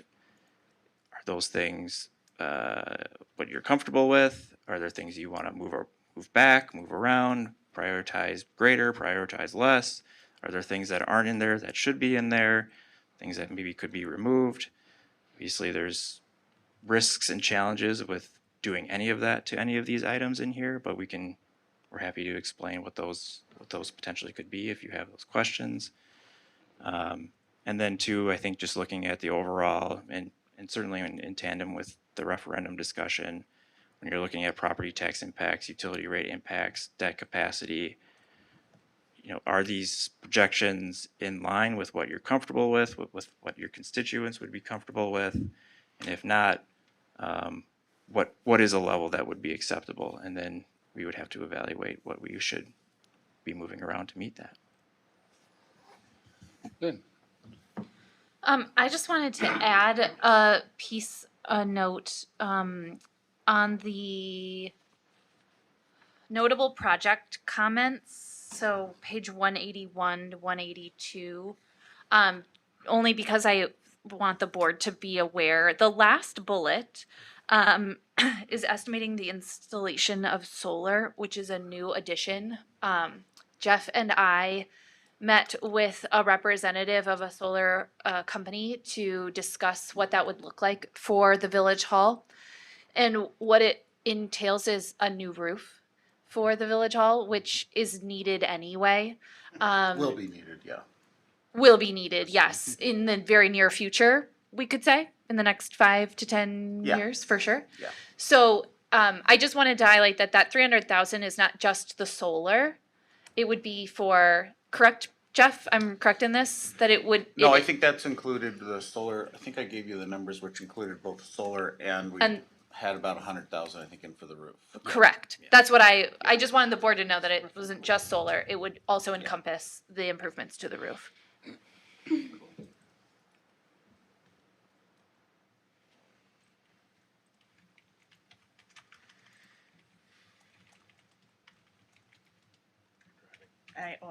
That's right. Like, oh my gosh. Usually he says, I'm taking off, we're here, or whatever. He took off. He took off. He just took off. Okay. He's had it with us. So, comments, questions, anything else? No. Okay. Took his phone too. Maybe he was in the basement. Yeah. Okay, well, I'm not hearing anything and there's not any action tonight. It's a lot to digest, so yeah. Take it in and we'll be back at the next meeting. Okay. Then let's move on to 10, reports of village officers, department heads, and consultants. This is informational only. 10A is village administrator report. Any questions or anything? I have a couple things, man, I just want to Sure. highlight. So I noticed this isn't on the July calendar. The joint meeting of the fire district that we have every July, that's July 31st, and that's at 6:30, and that'll be in the community room here at Village Hall. So make sure you get that on your calendars. And then the second thing I was going to mention is Public Safety Committee. There was a doodles the survey thing that came out from the school district on the SRO, end of year SRO meeting. It sounds like 3 members of the committee said this Thursday Yep. at 5 works for the 3 of you, Tim, Lynn, and Amanda. Yep. So that agenda will be coming out here within the next probably day. So just want to make sure that that was confirmed and you guys have a meeting on Thursday. And it's at the school. And it's at the school district. Yep. I had a question too. I know that the village was looking at they're revamping their ordinances around chickens and bees. Do you know the status of that? I didn't see that in. Yes, I'd love to give you the buzz on the bees. So there was an error on the side of Caution. yeah, that as far as publications, it did not make it into the Observer when we expected it to. So we had that public hearing at the August 1st Planning Commission meeting. So chickens and bees, there's fence, some paved surface setbacks, some other minor kind of cleanup items. That'll be on that public hearing, and that would be on the August 19th village board meeting, the later August board meeting for your ratification if there's no changes. But they're all individual ordinances, so if there's one that we decide to pull back or whatever, we can still send the rest of them forward. But I have been reaching out to the chicken and bee keepers that I know. If you guys are aware of any others that you think should be contacted, let me know for sure. I've been emailing out kind of the draft application and language to folks and haven't had one have any issues with what we're proposing. I think it's pretty standard for other cities and villages. Okay. Then I'll follow up with you. Okay, sounds good. But yeah, that's the timeline. Cool. Thank you. All right, 10B. Thank you. Director of Public Works report, Yahara Winds 2023 annual report. Jeff. Just put it in there annually. We issue this from Yahara Winds. It's just a good reminder of the investment we continue to make in that program, about $75,000 a year from the village.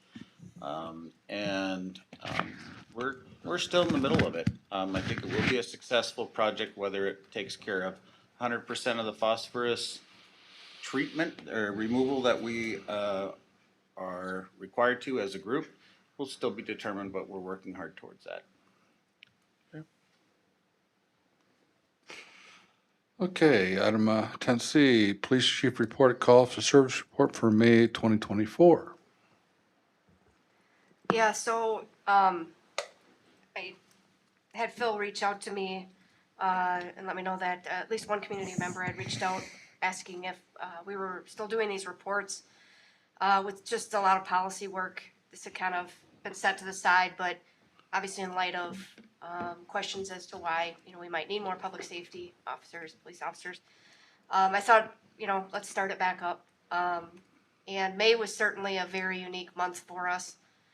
We had quite a few calls where very high risk for the officers going in.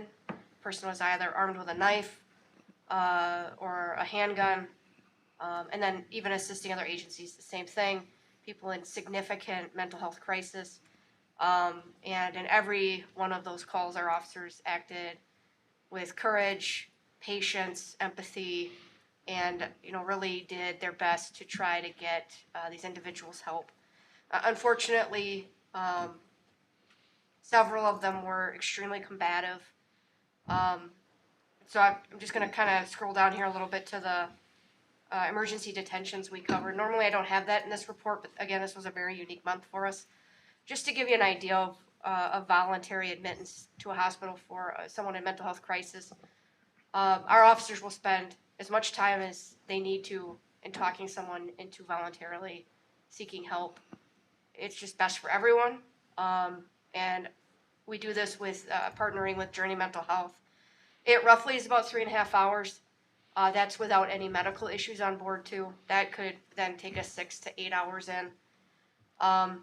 But then the next 4 calls list out, when we have someone in severe mental health crisis, obviously, in most of these cases, unless the person's hurt, the ambulance will not transport. So that ends up being law enforcement We work with Journey Mental Health, but 9 times out of 10, we have to go to the hospital, have a medically cleared, make sure there's nothing else going on. Again, very combative with many of these cases. And as you can see, I tried to really hone in on like how much time and how much staff in every phase of these calls. And just taking the 1, 2, 3, 4, the 4 bottom ones, it was roughly like 70 hours. I know in at least 2 of these, we had an officer with the person at the hospital for 7 to 12 hours. And that entire time, just really combative. Kudos to the hospital staff for helping us out when they could. But, when we talk about having more staffing, unfortunately, these mental health crisis situations are landing more in the laps of law enforcement. And we want to take our time. We want that training to kick in, establish that rapport, really understand how we can help these individuals. So that's where you're seeing where a lot of our time is being consumed. We're asking the state for better solutions, but unfortunately, when a person does have to be emergency detentioned under state statute, that's with us and Journey Mental Health partnering, and 9 times out of 10, they now have to go to Winnebago. That's a 2-officer transport, long drive too, long drive back. And unfortunately, oftentimes, we'll end up dealing with that individual again, maybe a week, maybe a month later. So going back to Tim's question, the mental health officer component. In many of these cases, this was the first time we met this individual, but to have that follow-up and try to help support that person. This was a significant drain on our staff this month, and it ended up pulling in the lieutenant and myself to just try to help out, try to pull some of the work off the staff, because it was draining. Just going back to the calls here, I hope all of you got a chance to read these. We had some really successful outcomes. K9 Archie had a sniff on a vehicle assisting another jurisdiction. It was drug related, end up pulling out a firearm out of the vehicle too. Another one was down in Belleville, assisting them with a person who was armed, and just simply having K9 Archie there and giving signals to try to get the person to cooperate and drop the knife. It worked, and they were able to take the person into custody without incident. So I also can tell you, I didn't put it in here, but our drone was used quite a bit during the month and continues to be. Officer Colson has done a phenomenal job leading the program, and I would say we are one of the strongest programs now in the county because of his work. I anticipate that will go even further as the years go on. So the numbers that I put in here for you, first column is 24, second column is 23 for comparison.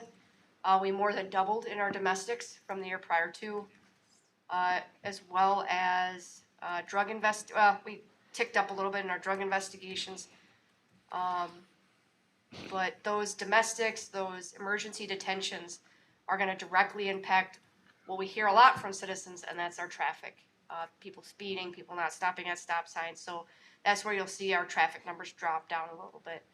Our goal for our staff is if we finally get up to staff and get experience behind that staff, that they are out on the road doing more traffic enforcement, and those numbers will pop up quite significantly. Having 865 incidents that we handle is low for us. It should be 1,100 to 1,200 in my opinion, but that's that traffic. That's that proactive policing. Right now we're in that reactive, trying to take our time with the mental health crisis side of things. So in here I have the meetings I've been involved in. Wiley Egg, our accreditation, the state accreditation organization, did approach me and did nominate me to join their board. So I'm now on their board, and I really look forward to working with them. The UW Police Department interim chief reached out to me to meet. We talked about quite a few things, but one of them was, wow, you guys are dealing with a lot of people in significant mental health crisis. They have an officer on site there, so we now have connected those resources to our officers in case they need it. And then, just doing more police officer interviews. We did the torch run, safety day. recognize National Police Week, we did participating Kids Get Fit, the bike rodeo, and all kinds of good stuff. So happy to take any questions, but it was a very busy month for us. Amanda? Yeah, congratulations on the Wiley Ag Board. That it's a big deal. Very cool. A question for you. We toured a hospital in Middleton that was supposed to help so that our officers didn't have to go all the way to Winnebago. Do you know what the status is of that? Yeah, so unfortunately, a great facility. I took the tour too, very impressive, but they're for profit. So if you don't have the funding, or your insurance, okay, and of course, by the time they're in that level of mental health crisis, it's uncommon for them to have the financial backing to go there. Okay. And then just one other quick thing. I have a shout out for, is it Sergeant Shuey now? Yeah. Right. Okay, Sergeant Shuey, who helped myself and Jenna. We were out driving and there was a snapping turtle crossing Main Street right by the downtown Quick Trip. And we trailed it because we're like, where's it going? We got to make sure it gets there. And so my husband ran into Sergeant Shuey and said, hey, there's the snapping turtle, just so you know, we didn't want kids to get hurt or start, we just monitored its progress, and he helped with that. Because we were there for about an hour, and then he stayed for like the last hour of the trek as the turtle slowly made its way across Field 2 all the way to Badfish Creek over by by J.C. Park there, and the turtle made it safely. He showed me pictures, he sent me pictures and follow up, and just. That was good. And he said he got some paperwork done while he did it. So it wasn't just standing there watching. He was working while he monitored Turtle Watch 2024. So anyway. Yeah, because when he told me he watched a turtle for an hour, I looked at him like, what? As I was working on paperwork, I said, okay. I see what you're doing I stepped him out of my basement egress window. Anybody else? Lynn? So maybe that goes under animal disturbance or animal lost, found, stray. Not sure, but on that sheet, in addition to the narrative that you gave, I just wanted to point out something that residents might see, or that I at least noticed, which is the increase in calls out of our jurisdiction. And although that might make someone feel questionable, I think it's a great sign of the partnership that you've created with our neighbors.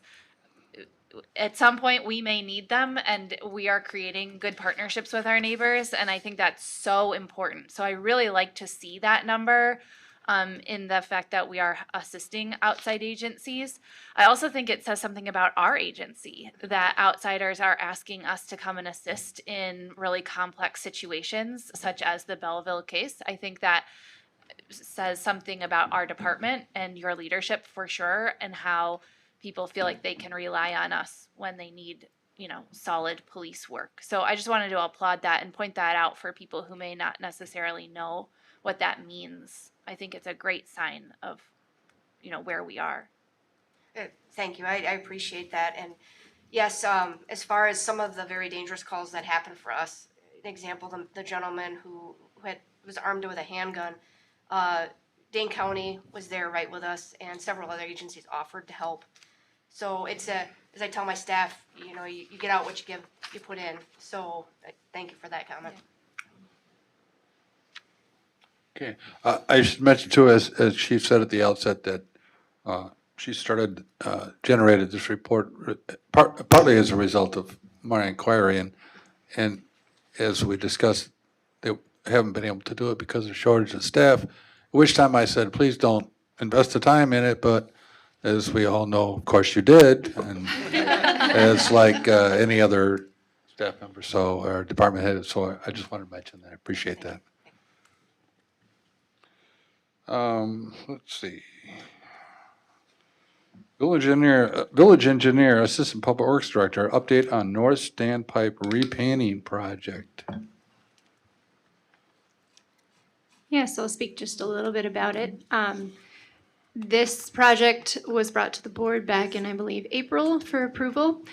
It involved taking down one of our 3 large storage facilities, and I hope what we found was that very few people know that it happened at all until one day it was white, and that is kind of the best compliment I can think of to the team that worked on it. So it was down for 60 days. We were fortunate to get a lot of rain during that period, but it took a lot of great teamwork to get this done and over with before it caused any issues whatsoever. So I want to make sure to call out George Cantupa's Painting Company, who was the contractor on this. They did a phenomenal job with some really tough weather conditions. They got this done in their contracted time and were really great to work with, very communicative. Both Ryan and Thad, the construction engineers and design engineers at Strand, were wonderful to work with as well. I barely thought about this project some days, which is again the highest compliment that I can give them. Everything was under control the whole time. And then lastly, Don Gray, our water utility manager, really coordinated everything on the ground. He and his staff did a phenomenal job, and this just simply wouldn't have gone smoothly without him.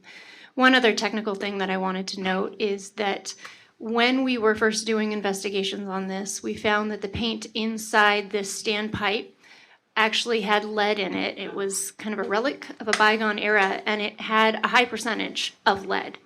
So one that even made our engineers and contractors stop and go, whoa, that's a lot. So we weren't seeing this downstream in any of the testing, and we do a lot of testing for lead.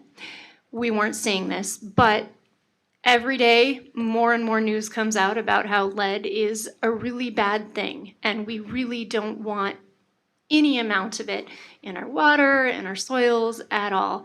And so doing this took a tremendous amount of that potential exposure out of our water system. And so it's a really wonderful thing that it's been done and that we can move forward. Okay. Thank you, Lauren. 10E, Finance Director Report, building permits, impact fees, and connection fees collected through June of 2024. And Lisa's here if you have any questions for her or if she has any comments.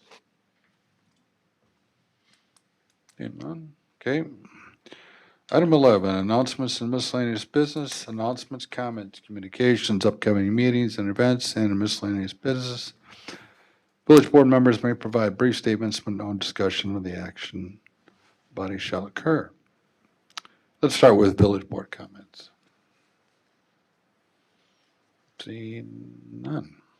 Number one, the Village of Oregon National Night Out set for August 6, 2024 from 5 p.m. to 8 p.m. at Kaiser Fireman's Park. Anything to add on that? Yeah. Don't forget Sounds of Summer tomorrow night. Oh, that's right. Yeah. Kicking off with the blue smoothies, and the weather will be a lot better. Thank you. Oh, is it? Oh, yes. Tin Man Ice Cream Social. Yep. After the blue, well, actually, the Straw Hat Players are going to do a couple excerpts from Mamma Mia, then the blue smoothies, and then the Tin Man Ice Cream Social. Okay, great. 11B, future agenda items. Carlene. At the next village board meeting, there will be members of the Diversity, Equity, and Inclusion Committee who are going to come and present a proposal that we have for community conversation for the fall. And with the idea of starting with village staff and board as a facilitation exercise for the DEI committee before we do it with the community as a whole. But that, if we could add that to the agenda, that'd be great. Okay. Anybody else? No, okay, thank you. Item 12, closed session business, items for discussion or possible action. Under Wisconsin statutes 19.851, sub 1, sub C, considering employment, promotion, compensation, or performance evaluation. Data of any public employee over which the government body has jurisdiction or exercise responsibility. Attendance is limited to the village board and at its discretion. Any necessary staff and or individuals whose presence is necessary for the business at hand. Item A, Village Administrator Employment Agreement. Looking for a motion to Jason and Amanda. There's a roll call vote. Higgins, Yes. Peterson, Yes. Session, Yes. McDaniel. Yes. Kirchdorfer. Yes. Van Campen. Yes. And Mankey. Yes. We are in closed session. Thank you.